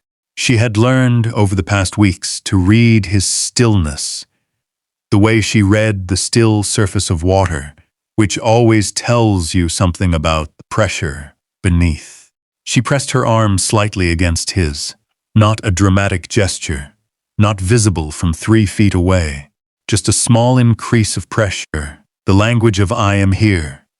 I see you. We are walking forward. He exhaled. They sat down, and the lecture began, and Eleanor paid genuine, close attention to the botanical chemistry. And at the point in the lecture where the speaker described a new method for studying plant root systems using a grid mapping technique, she murmured to Sebastian, "That's what you do with the orchid watering records," and felt him look at her with an expression she could feel rather than see, warm and specific and private. Afterward, in the reception, she did the thing she had decided to do. She talked to people, not about Sebastian, not in defense of him or as his advocate. She talked about the botanical chemistry lecture, which she had genuinely found interesting, and about the glasshouse at Ravenmoor, and the orchids, and the humidity control system. And she mentioned, with the tone of someone sharing an enthusiasm rather than making a point, that Sebastian checked the thermometer twice daily. She watched people revise their image of the Duke of Ravenmoor. She watched a story about a terrifying recluse with a ruined face begin slightly to shift not to something sentimental. She was not trying to make him sentimental, but into something more specific. A man. A particular man with particular habits and particular interests, whose wife found him genuinely worth describing. Sebastian appeared beside her at one point, with 2 glasses of wine, and handed her one, and she took it without interrupting her sentence to the woman she was speaking to, and she heard the woman say, a moment later, "Your husband doesn't look like someone who doesn't come to London. Your Grace, he looks like someone who hasn't found the right reason to." Eleanor looked at Sebastian over the rim of her wine glass. He was looking back at her. No, Eleanor said pleasantly to the woman. He hadn't. They returned to Ravenmoor 2 days later, and the London gossip had shifted in the way that gossip shifts when it collides with an inconvenient reality. Not disappeared, but complicated, qualified, uncertain of its own terms. The story of the desperate marriage began to compete with the story of the Duke, who attended a Royal Society lecture with his wife, and could not take his eyes off her. Harcastle would hear this, Eleanor knew. He would find another angle. She was ready for it. She found it by accident. She had been organizing the estate library, not from boredom, but from the specific desire to understand what Sebastian had and what he had built. Because understanding resources was how she understood a person, and she wanted to understand him when she pulled a volume of botanical essays from the lower shelf and found, tucked behind it, an account book. It was old 3 years, she estimated, from the date on the first page. It was not an estate account. She had been reviewing those with the steward, and they were thorough and neatly kept. This was a separate, private accounting maintained in Sebastian's own hand. She almost put it back. Then she read the first entry. The 18th of October 1812, Somerset. Hired coach, 2 occupants. Incident at Frome Crossroads. Arranged medical attendance via Frome, physician. Accommodations at the Crown Inn for 2 nights. Replacement coach from Frome the following morning. Total disbursement, £4, 7 shillings. She sat down very slowly on the library floor. She turned the pages. There were 3 years of entries. Some were the anonymous debt payments she already knew about. He had recorded each one with the same spare precision. The creditor's name, the amount, the date, the note anonymous, via intermediary. Some were things she had not known about. A midwife called to a tenant cottage on the Langley estate boundary. The winter her father was ill when the household had not had the funds for it. A surgeon's bill paid after an accident involving a Langley farm worker. A new roof section for the Langley Dower House, arranged through a local builder, listed in the accounts as a charitable donation to the area. He had been watching over them for 3 years. Not just the debts, all of it. She sat on the library floor for a very long time. She was not crying. She was doing the thing she always did, running the inventory, counting the evidence, building the full picture from its components. But the picture was building itself into something that made her chest feel too small for what was inside it. She was in love with Sebastian Ashbourne. Not in the way she had started to suspect in the glass house. Not in the way she had begun to fear in the library after his confession. All the way. Comprehensively, and with full information and all her competence applied to the question, she was in love with him. She put the account book back exactly where she had found it. She stood up, straightened her dress, and went to find her husband. He was in the glass house. Saturday habit, but it was Wednesday, which meant something had sent him there. She had learned that the glass house was where he went when the weight of things became specific rather than general. She came in. He turned. She held up the botanical essay she had been carrying as the reason for her visit and set it on the shelf. "I was looking for the companion volume," she said, "to the Linnaeus you have in the east section." "Second shelf," he said. Behind the moisture index records. She found it. She stood holding it. She turned it over in her hands. "Sebastian," she said. "Yes, the midwife. The winter my father was ill. Mrs. Atkins from the village." A pause. "Yes." "And the roof section on the Dower House. Through Terence Griffith, the Marlborough builder." Longer pause.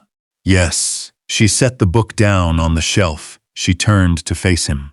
The glass house was warm and green and smelled of living things.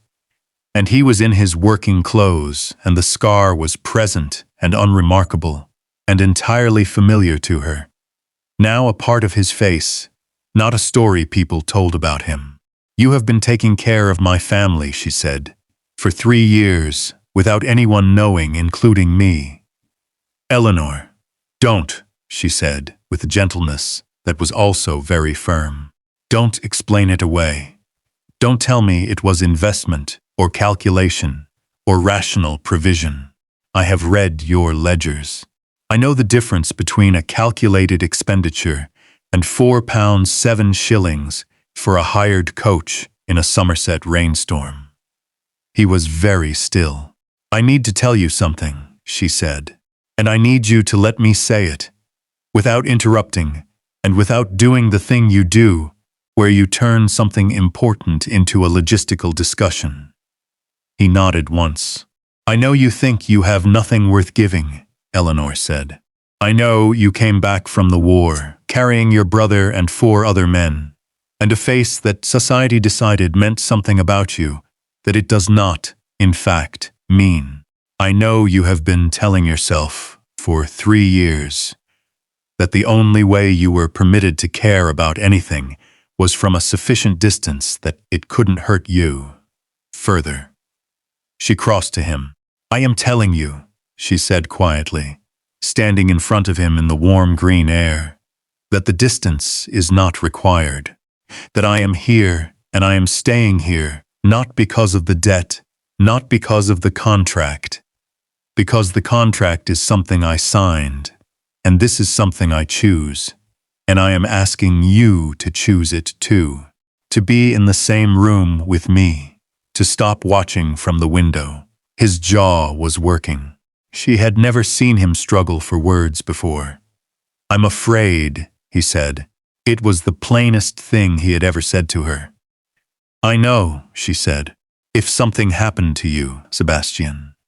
She put her hands on his face, the way she had in the library, not avoiding the scar, but not making it the point, just holding his face in her hands, this specific face that she had come to know. You are already in the room. You have been in the room for 3 years, from the wrong side of the window. Come inside. She felt him breathe. She felt him choose. He put his arms around her and held on with the specific tension of someone who has been holding their breath for a very long time and has finally been told they can let go. All right, he said into her hair. All right. The final move, when it came, was cleverer than Eleanor had anticipated. Not more powerful power, was not what Hardcastle had left, but cleverer, because it targeted the one place she had not thought to defend. He went after William. Not directly. Hardcastle never did anything directly. He engaged, through an intermediary in Oxford, a solicitor with connections to one of the Balliol College trustees, to contest the legitimacy of the guarantee. Sebastian had provided for William's placement. The argument was technical and almost certainly without merit. But technical arguments almost without merit had a specific function in the law. They did not need to succeed. They only needed to create sufficient doubt that the college, not wishing to be associated with disputed financial arrangements, quietly withdrew the offer, pending resolution. The letter arrived on a Tuesday morning. Eleanor read it at 6 o'clock, at the writing desk in the East Wing, alone, in the cold of early March. She did not call for Sebastian. She sat with it for 1 hour. William's Oxford letter. The thing she had sold herself. For the thing she had walked into a library and looked at a scarred duke and said, I will be your wife. For the specific promise she had made to herself on the morning of the wedding, when she had made her hands steady. She thought about what she knew. She knew Lord Hardcastle's financial dealings. Sebastian's man of affairs had compiled the dossier, and Eleanor had read it with the same attention she applied to everything, and had seen things in it that were interesting. Lord Hardcastle had, over the past 7 years, acquired 6 estates through the precise mechanism he had attempted with the Langleys. A loan at compound interest, a default engineered through secondary creditor pressure, a transfer of the estate to his portfolio. 6 families. She had read the names. She recognized one of them, a baronet's widow in Somerset, whom Eleanor had met once at a county assembly. A kind woman who had told Eleanor she was staying with her sister now, that the old house had had to be let go, that these things happened. She had sat with that for a long time. She wrote a letter, not to Sebastian's solicitor, not to any of the legal machinery she now had available to her as a duchess. She wrote a letter to a woman named Heather Connolly of the Morning Dispatch, a journalist whose sharp, observed reporting on parliamentary affairs Eleanor had been reading for 2 years, and whose investigative instincts, based on those pieces, she respected enormously. She wrote a letter to the 5 families Hardcastle had ruined. She wrote a letter to the Member of Parliament for Wiltshire, enclosing a précis of the financial practices detailed in Sebastian's dossier. She wrote all 5 letters before Sebastian was awake. She told him at breakfast. He sat with it for a moment. You've built a case, he said. I've built the beginning of a case, she said. The full case will require the families themselves to participate. They have standing I don't have, but if they're willing, and I think they may be willing, because Hardcastle took their homes and assumed they were too scattered and too quietly ashamed to ever find each other. Then we have something that is considerably more durable than a solicitor's letter. Sebastian was looking at her with an expression she had learned to read by now, the expression of a man who is being surprised by the extent of someone and cannot decide whether to be moved or simply to sit with the fact of it. You did this before 6 o'clock this morning, he said. I was awake anyway. Because you were afraid. She looked at him. Yes, and you calculated your way out of the fear. It is what I do with fear, she said. I find it more productive than the alternatives. Sebastian rose from the table. He came around to her side and sat in the chair beside her, and put his hand over hers on the table. Steady, warm, entirely certain. Eleanor, he said, you are not doing this alone. I know, she said. I need to say something I have been meaning to say for some time. He looked at her steadily. You are the finest person I know. You are also the most practical person I know, which is a combination. I did not think existed outside of you, are both of those things simultaneously. And I need you to understand that I do not mean one of them as a lesser compliment. I mean both of them as the highest thing I know how to say. Eleanor looked at him. I love you, Sebastian said. Simply, without architecture or defense. The way a man says something he has been carrying for a very long time and has finally decided to put down in plain language. I have been trying to find a way to say that without it sounding like a contract clause, and I have been failing at it for weeks, and I think the only way is to say it plainly, which is, I love you, Eleanor Langley that was, Eleanor Ashbourne that is, the woman who stands up to creditors at 9 in the morning, and reads botanical pamphlets on a Saturday, and put her fingers on my face, like my face was worth touching. I love you. She looked at him for a moment. Then, I know, she said. I've known for some time. I was waiting for you to say it, because I thought you needed to say it before I did, and I was right. She turned her hand over under his and held it. I love you too. I have loved you since the glass house, if not before. The glass house, he said. It was the orchid records, she said. Anyone who writes that carefully about their dead mother's plants is a person worth loving. He made that sound again, the low, warm laugh that was still relatively new in the world, and that she had decided she was going to spend a very long time collecting. Then he put his arm around her, and she leaned into him. And they sat at the breakfast table in Ravenmoor with 5 important letters already sent, and a battle still ahead of them, and the March light coming through the tall windows. And it felt steady. It felt like the kind of steady that is not built on absence of difficulty, but on presence of something real.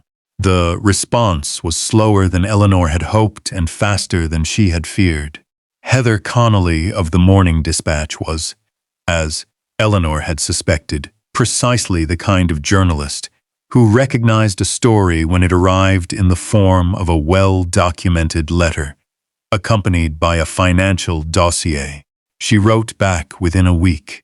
She had questions, many questions, specific and well-targeted, and Eleanor answered them all with the same precision she applied to ledgers. The 5 families responded with varying degrees of speed and willingness.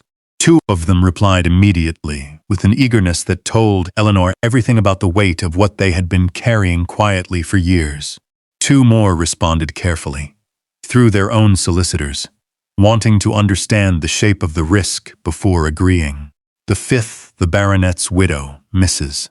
Julie Pendleton of Somerset, sent Eleanor a letter that was only 4 lines long, and the last line of it was, I have been waiting for someone to ask this question for 3 years. The parliamentary member for Wiltshire, Mr. Richard Cavendish, was initially cautious in the specific way of men who have been dining with Harcastle for years without ever inquiring too carefully into the sources of his prosperity. But Sebastian wrote to him personally, in the Duke of Ravenmoor's name, and Mr. Cavendish's caution resolved itself into something more useful. The Morning Dispatch published the first article in the 2nd week of April. It was careful. Heather Connolly, was too precise a writer to publish anything that could be legally challenged without being factually supported. But it was devastating in the specific way that well-evidenced journalism is devastating. It named facts. It described patterns. It quoted the financial terms of 6 loans. And it invited anyone with relevant knowledge to come forward.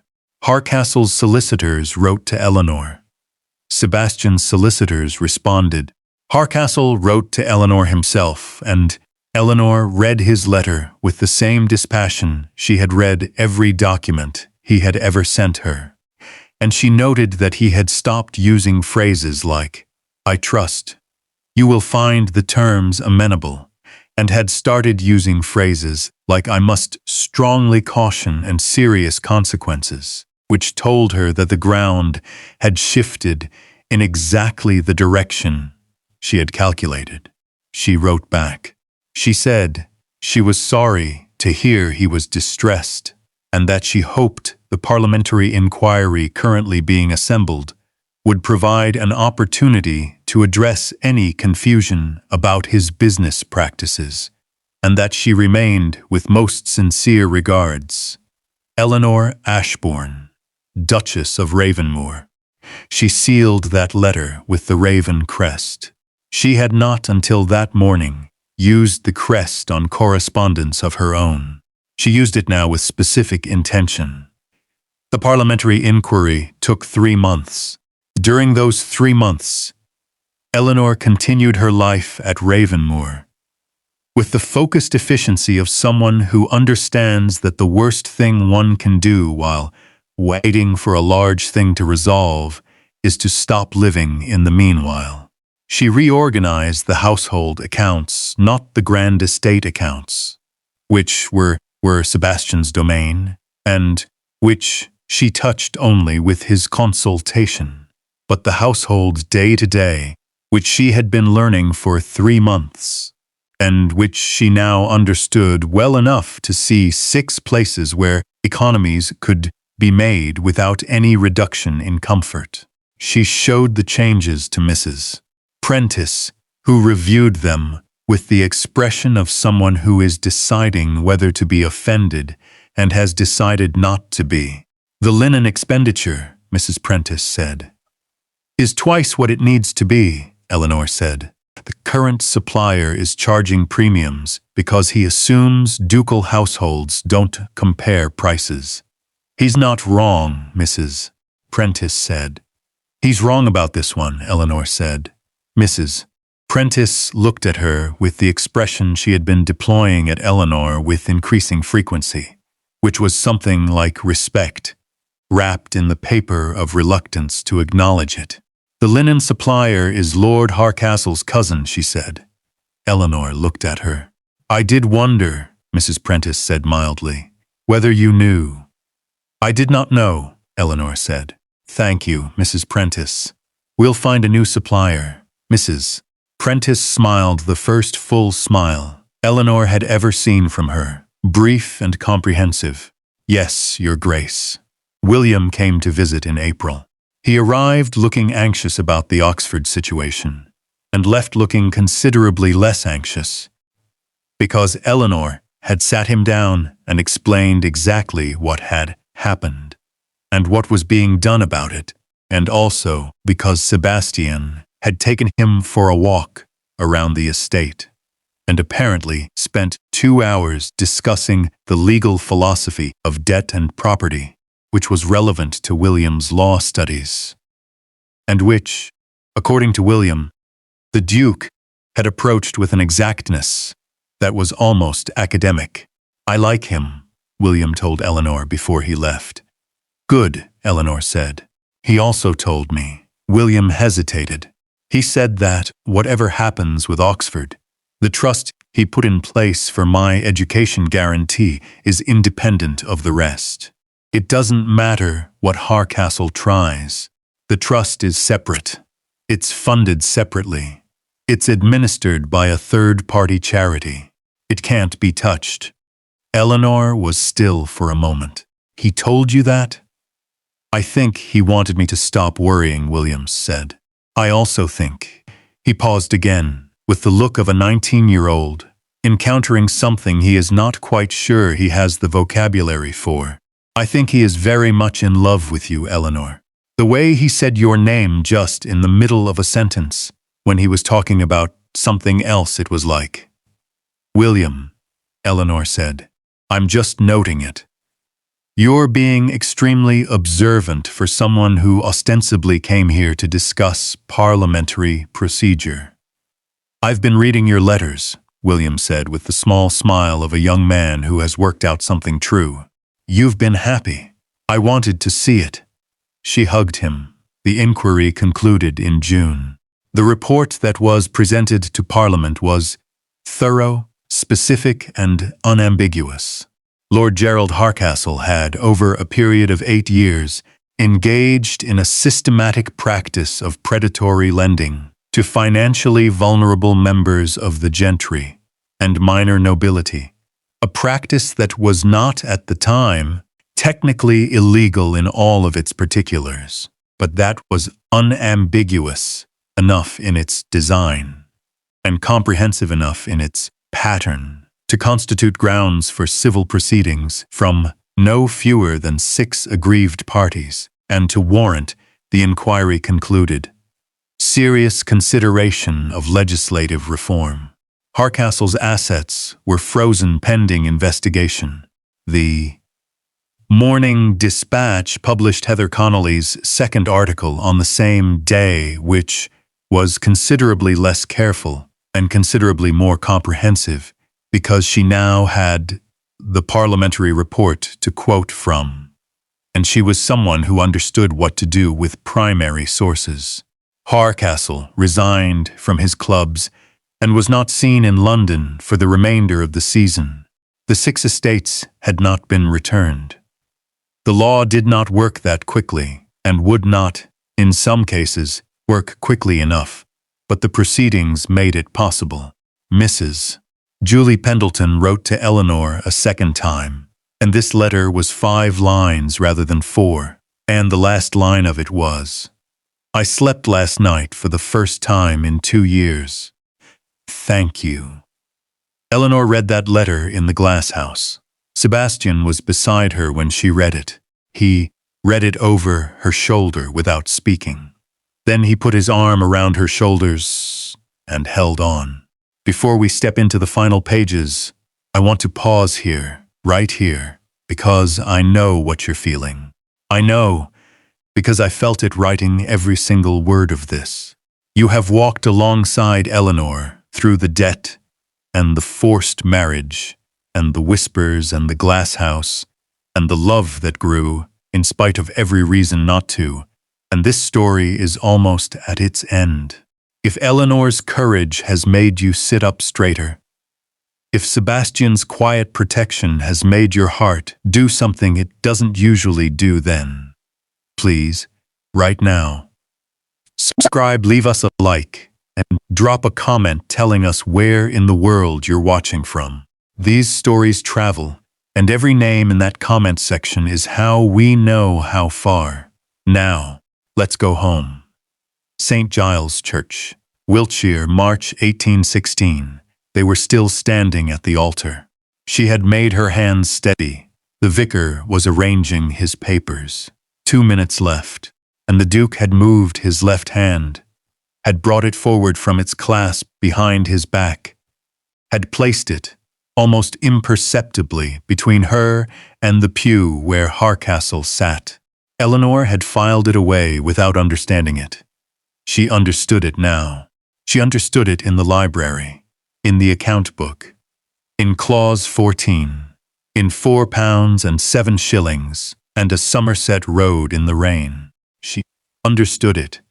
The orchid labels, and the thermometer check twice daily, and the 7 letters to 7 families, and a long, quiet vigil kept from a window that was now finally open. She had not known then that the hand between her and Harcastle was the same hand that had been between her and ruin for 3 years. She knew it now. She had gone back to St. Giles once, in the summer, on a Tuesday, when neither of them had engagements, and she had felt suddenly moved to.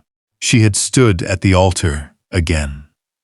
Alone, Sebastian was outside speaking to the vicar about a church roof repair he was funding, because Sebastian had quietly decided to fund the repair of the roof of every church in the parish, as he had quietly decided many things, and she had stood where she had stood on her wedding morning and looked at the space where he had been. The small, almost invisible gesture. He had been protecting her all along. She stayed for a moment. Then she went outside to find her husband. The people who wrote the laws of England in 1816 did not write them for Eleanor Langley.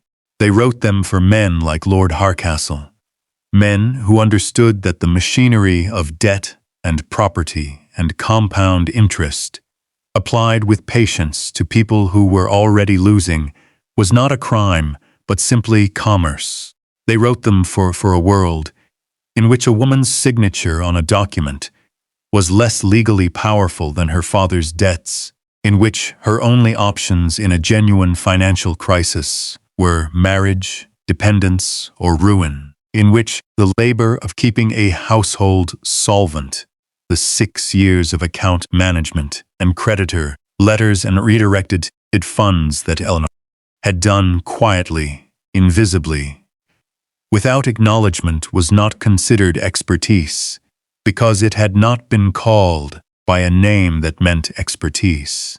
There is something Eleanor's story teaches, and it is not a lesson that has lost its relevance.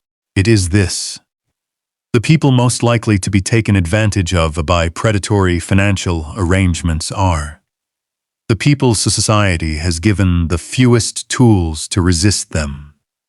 The people who are managing complicated, high-stakes financial situations from positions of invisibility, who are not perceived as having expertise, because the rooms where expertise is recognized have not yet decided to let them in.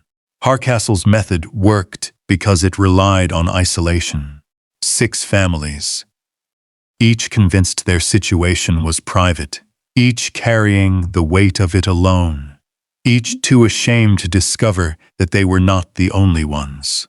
Eleanor broke that method by doing one thing. She wrote to the other families. She asked them to find each other. The lesson is not romantic. The lesson is practical. The lesson is that predatory systems, financial, social, any kind, depend on the silence of the people they affect. And that silence is broken not by individual heroism, but by the specific and difficult work of connection, of writing the letter, of asking the question, of saying, I believe this happened to you, too, and I believe we should talk. That is not a lesson from 1816. That is a lesson from now. And Eleanor Langley understood it because she was a woman who had been reading letters no one thought she could understand. At a desk no one thought she was using, since she was 17 years old. The summer at Ravenmoor was different from every season that had preceded it. Eleanor could not have said, in any particular or itemized way, what made it different. It was not one thing, but the quality of everything. The specific texture of days lived inside something real rather than around it. She woke in the morning in the same bed as Sebastian, who slept with the rigid stillness of a man who had been a soldier, and then slept badly for 3 years, and was very slowly learning that rest was permitted. She made the tea because she woke earlier, and she liked making it. And he drank it without comment, but with a quality of contentment that she recognized as his version of gratitude. They argued. This was important. They argued about the estate accounts. Sebastian's instinct was toward a conservative stewardship that Eleanor thought unnecessarily cautious, and Eleanor's instinct toward reinvestment that Sebastian thought occasionally over-optimistic.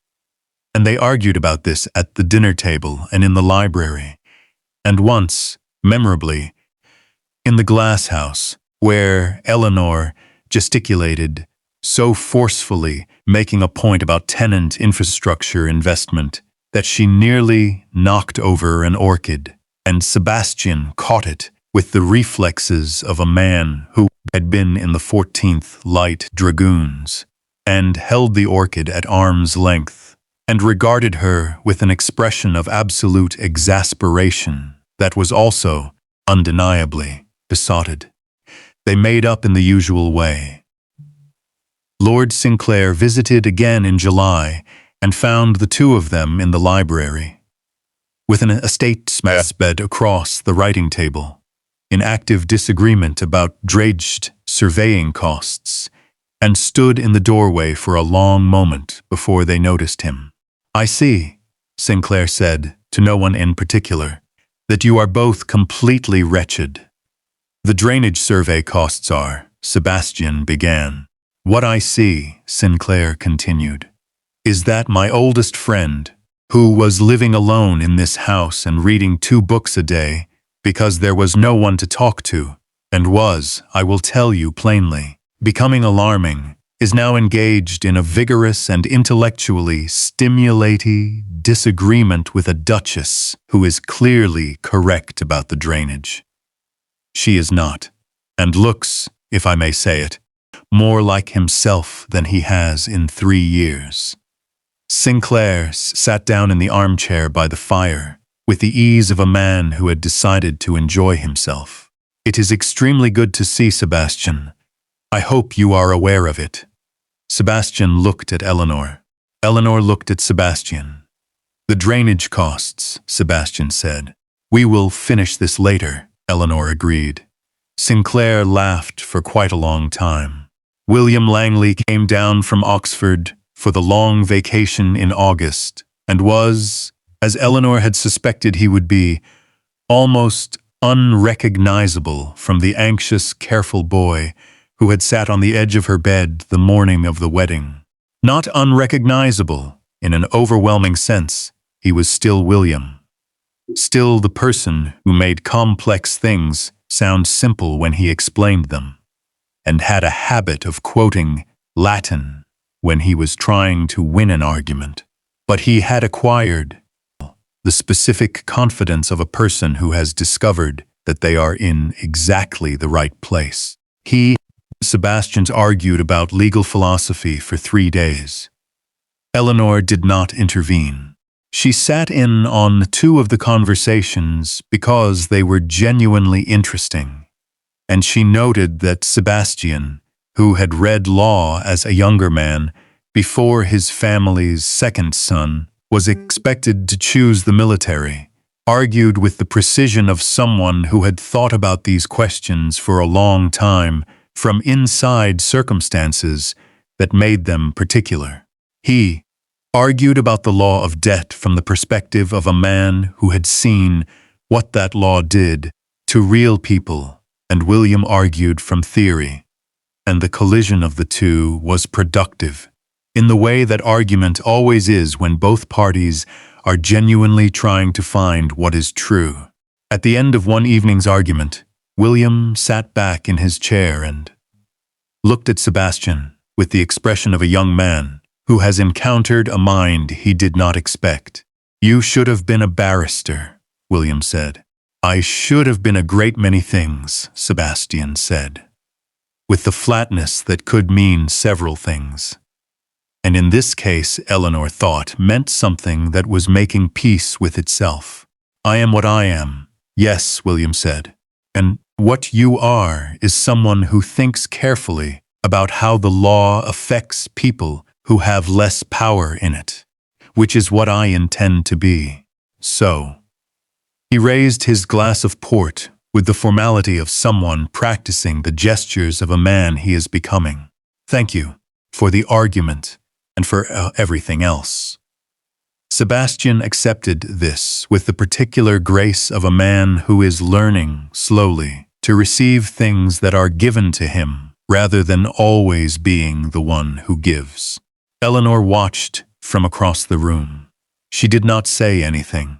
She filed it, as she had always. Filed the most important things carefully, in the place where she kept the account of everything that was real. The orchids bloomed in October. Eleanor had not known this. She had not been in the glasshouse long enough to see a full seasonal cycle. And Sebastian had not mentioned it, which she suspected was either because he assumed she knew or because he did not mention things he cared about very much unless specifically asked, as a habit of self-protection that he was still in the process of unlearning. She came into the glasshouse on a Saturday morning, in the second week of October, their Saturday morning, as it had become and found it transformed. The orchids were in bloom, 15, 20 different varieties, each one extraordinary in its specific way, a riot of color and form in the warm, humid air, purple and white and the deep amber of late afternoon and a shade of pink that seemed almost too deliberate, too perfectly conceived, to be a thing that had grown rather than been designed. She stood in the doorway for a moment. Sebastian was at the far end, doing the thermometer check, his back to her, in the working clothes, the rough coat, no cravat. He had heard her come in. He had always heard her come in, that particular alertness that never entirely left him, but he did not turn, giving her the moment to look at it. She walked through the glasshouse slowly. She stopped in front of a large orchid, deep purple, that had a label she had not seen before. The label was newer than the others, written recently, the ink not yet fully settled. She bent to read it. It was not a Latin name, it said, in the upright economical hand. For Eleanor. October 1816. She straightened. Sebastian had turned. He was watching her from the far end of the glass house, with the gray eyes and the scar, and the straight military spine that was, she had learned, not pride but habit.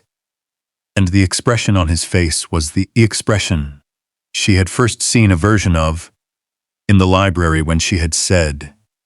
She found him interesting, the expression of a man who is surprised by what has been allowed to grow. You grew me an orchid, she said. It was already here, he said. I named it. It bloomed in October because you planned it to. A pause. October this is when they look best. I thought you should see them when they look best. Eleanor looked at him across the warm, green, blooming air. Sebastian Ashbourne, she said. Yes. You are the least romantic man I have ever met. Yes. And yet, she said, you named an orchid after me. It was a practical matter, he said, with the precise dignity of a man who is lying badly and knows it, and has decided not to care. The specimen required a name for the records. The records, yes. For Eleanor, she quoted. October 1816. That is the record. She walked the length of the glass house toward him, past the purple orchid and the white ones, and the amber ones, and all the living, warm, breathing evidence of a man who had kept careful account of everything that mattered to him. And she stopped in front of him and looked at his face. I love you, she said. I love you, and I love this house, and I love that you check the thermometer twice daily, and I love that you write things down, and I love that you are the most impossible, most private, most worth-knowing person I have ever met. He put his hands on her face. I love you, he said simply, because he had been practicing saying it plainly, and it was getting easier. I love you every morning at 6 o'clock when you make the tea. I love you in the library when you prove that you are right about something and try to make it look polite. I love you in every account ledger and every letter you have ever written to a creditor, and every moment you have stood somewhere frightening and made your hands steady. And the drainage survey? She asked. I love you even about the drainage survey, he said, which is more than I would have thought possible, since I am not wrong about the drainage survey. She was laughing when he kissed her, and he was almost laughing, and the orchids were in bloom. And the thermometer was exactly right, and outside the glass house the October Wiltshire light was doing the thing it does when the year begins to turn going golden and long and quiet, the kind of light that makes everything it touches look like something worth keeping. Lord Harcastle. A formal parliamentary inquiry does not move quickly.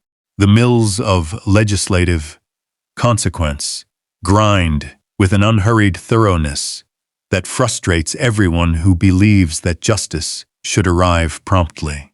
Eleanor understood this.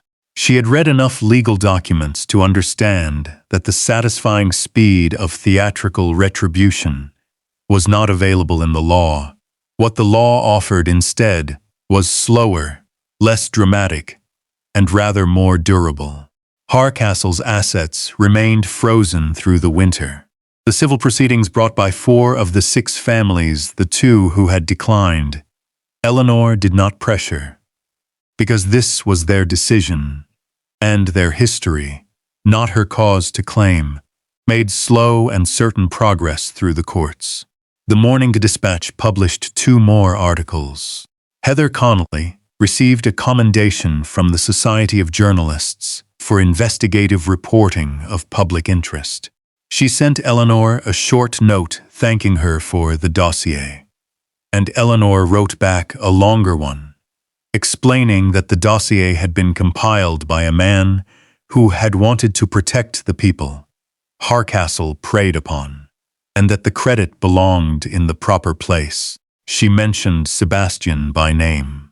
He read the note before she sent it. She showed it to him and said nothing, but the expression on his face was the one she had learned to read as the expression of a man receiving something that he had not thought he had earned. "You have earned it," she said, before he could say otherwise. He looked at her. "You have," she said. 3 years of quiet care is not Sebastian. It is not nothing. It is the most concrete form of love I have encountered. Do not argue with me about this." He did not argue. The eventual legal outcome, arrived at in the spring of 1817, required Harcastle to liquidate the 2 most recently acquired estates at fair market value, with the proceeds directed to the families from whom they had been taken. 2 of the estates, including the one whose previous owner had been the baronet's widow from Somerset, were restored to their original families. The 4 remaining families received financial settlements. It was not perfect justice. It was the best the law could do in 1816, constrained as it was by the laws that had been written for men like Harcastle. Eleanor thought about what perfect justice would have required, and she thought about the legislative reform that the inquiry's final report had recommended. And she wrote another letter, this one to the parliamentary member for Wiltshire, and this one a great deal more specific and detailed than her first one. Mr. Richard Cavendish brought the matter before Parliament in June of 1817. The bill that was eventually passed 2 years later amended and revised and argued over with the thoroughness of people who make their living from argument, was not perfect either, but it placed limits on the compounding interest rates that could be charged in personal lending to the gentry, and it created a mechanism for the review of foreclosure actions. And it was, at its legislative heart, the shape of Eleanor's original analysis, drawn from 6 account books and a promissory note in a hidden desk drawer, and a life spent reading the things no one thought to tell her she could read. She did not receive credit for this. She had not expected to. She was a duchess, not a member of Parliament. And this was 1817. And the machinery of attribution did not yet extend to women who had done the intellectual work behind the reform. She mentioned it once to Sebastian, who said something about this injustice in the specific quiet register of a man who is very angry about a thing and has decided to be strategic about it, rather than immediate. He then wrote a letter to a friend at the Edinburgh Review. The Edinburgh Review published an article about the reform that mentioned, in its third paragraph, the role of a member of the Wiltshire gentry community, well placed to observe the impact of the practices the legislation addressed, whose contribution to the inquiry's framework was substantial. It was not her name, but it was hers. Mrs. Julie Pendleton of Somerset moved back into her family's home in the autumn of 1817. She wrote to Eleanor for the last time in December, and this letter was not 4 lines or 5 lines, but 2 full pages, and it told the story of walking back through the front door of a house she had thought she would never see again, and what the hall looked like in the December light, and what her daughter, who had been 3 years old when they left and was now 6, had said when she saw her own bedroom for the first time. Eleanor read that letter twice. She kept it in the estate library, in the bookshelf, behind the Linnaeus Botanical Essays, in the same section where the account book had been. She kept it there for the rest of her life. Ravenmoor House, Wiltshire, October 1817. The glass house was in bloom again. Eleanor came in on a Saturday morning in the 2nd week of October, which was when she always came now, and found Sebastian at the thermometer, in the working clothes, in the position she had come to think of as one of the fundamental images of him. The straight back, the upright head, the attentive focus given to a small and vital thing. He turned when she came in. He always turned when she came in. "The new one," he said, "is there." He indicated a shelf she had not noticed on the east side of the glass house. She crossed to it. There were 2 orchids, side by side in bloom. One she recognized, deep purple, labeled in the familiar hand. For Eleanor, October 1816. The second was new, smaller, a different variety, a cream-white flower with a center the color of amber, and its label was also new. She bent to read it. For William, his mother's son, October 1817. She stood up slowly and turned to look at him. "For William," she said. "Because he came to visit last month," Sebastian said, "while you were in London with Mrs. Connolly's introduction. He and I had tea." A pause. "He told me about your mother, about the years your father was, about what those years were like in that house, for all of you, and what you did to hold it together," he said. Sebastian stopped. He was doing the thing he did when something had got past his defenses, the slight working of the jaw, the quality of absolute stillness. He said, "My sister kept our family alive for 6 years, with nothing but arithmetic and stubbornness, and she deserves someone who sees that." And then he said he was glad I was that person. Eleanor put her hand over her mouth. "I told him," Sebastian said quietly, "that seeing it was the easiest thing I ever done." She went to him. She did not make her hands steady first. She let them shake. Because there was no one here to be strong for, because there was nothing here that required her to endure. There was only Sebastian in the warm green air, and the orchids in bloom, and a marriage that had begun as a cage and become, with the slow and specific work of 2 people deciding every day to let each other in, the most real thing she had ever been part of. He held her. "I want to say something," she said into his shoulder. "You always want to say something." I want to say that I am so glad that it was you, that it was this house and these orchids, and you checking the thermometer twice daily, and your terrible opinions about drainage survey costs, and the way you write things down because you believe it matters. I am so glad it was you. Sebastian was quiet for a moment. Then, I have been glad since a Somerset Road in October 1812, he said. I have been glad since a woman stood in the rain with blood on her hands from binding a coachman's wrist, and looked at the road ahead of her as if she was calculating the exact distance to the nearest town and would walk it if she had to. I would have walked it, Eleanor said. I know, he said.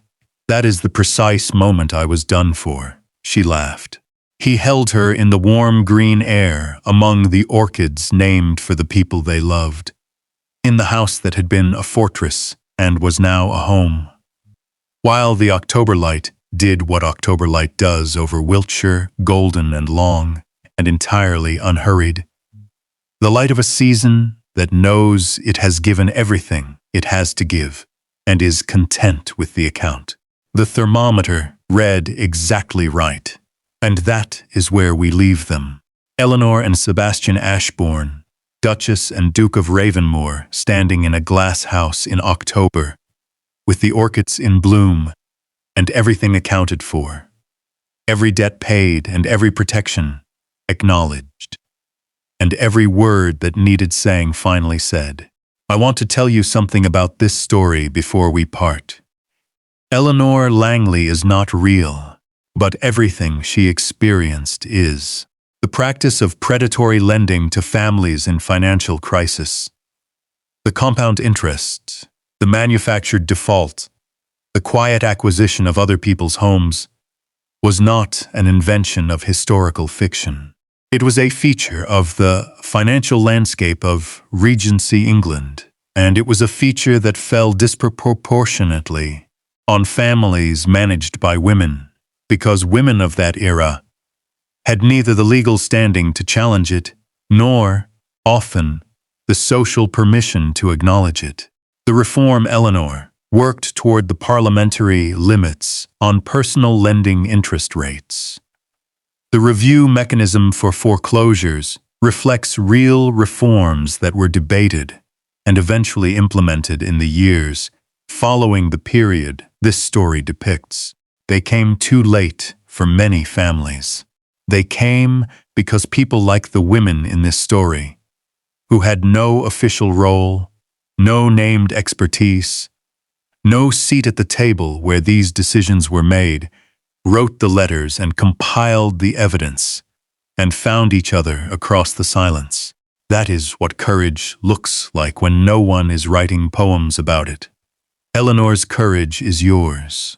The next time you are sitting alone at someone's desk at 6 o'clock in the morning, going through papers you were never supposed to see, doing the arithmetic that tells you exactly how difficult things truly are, and you make your hands steady.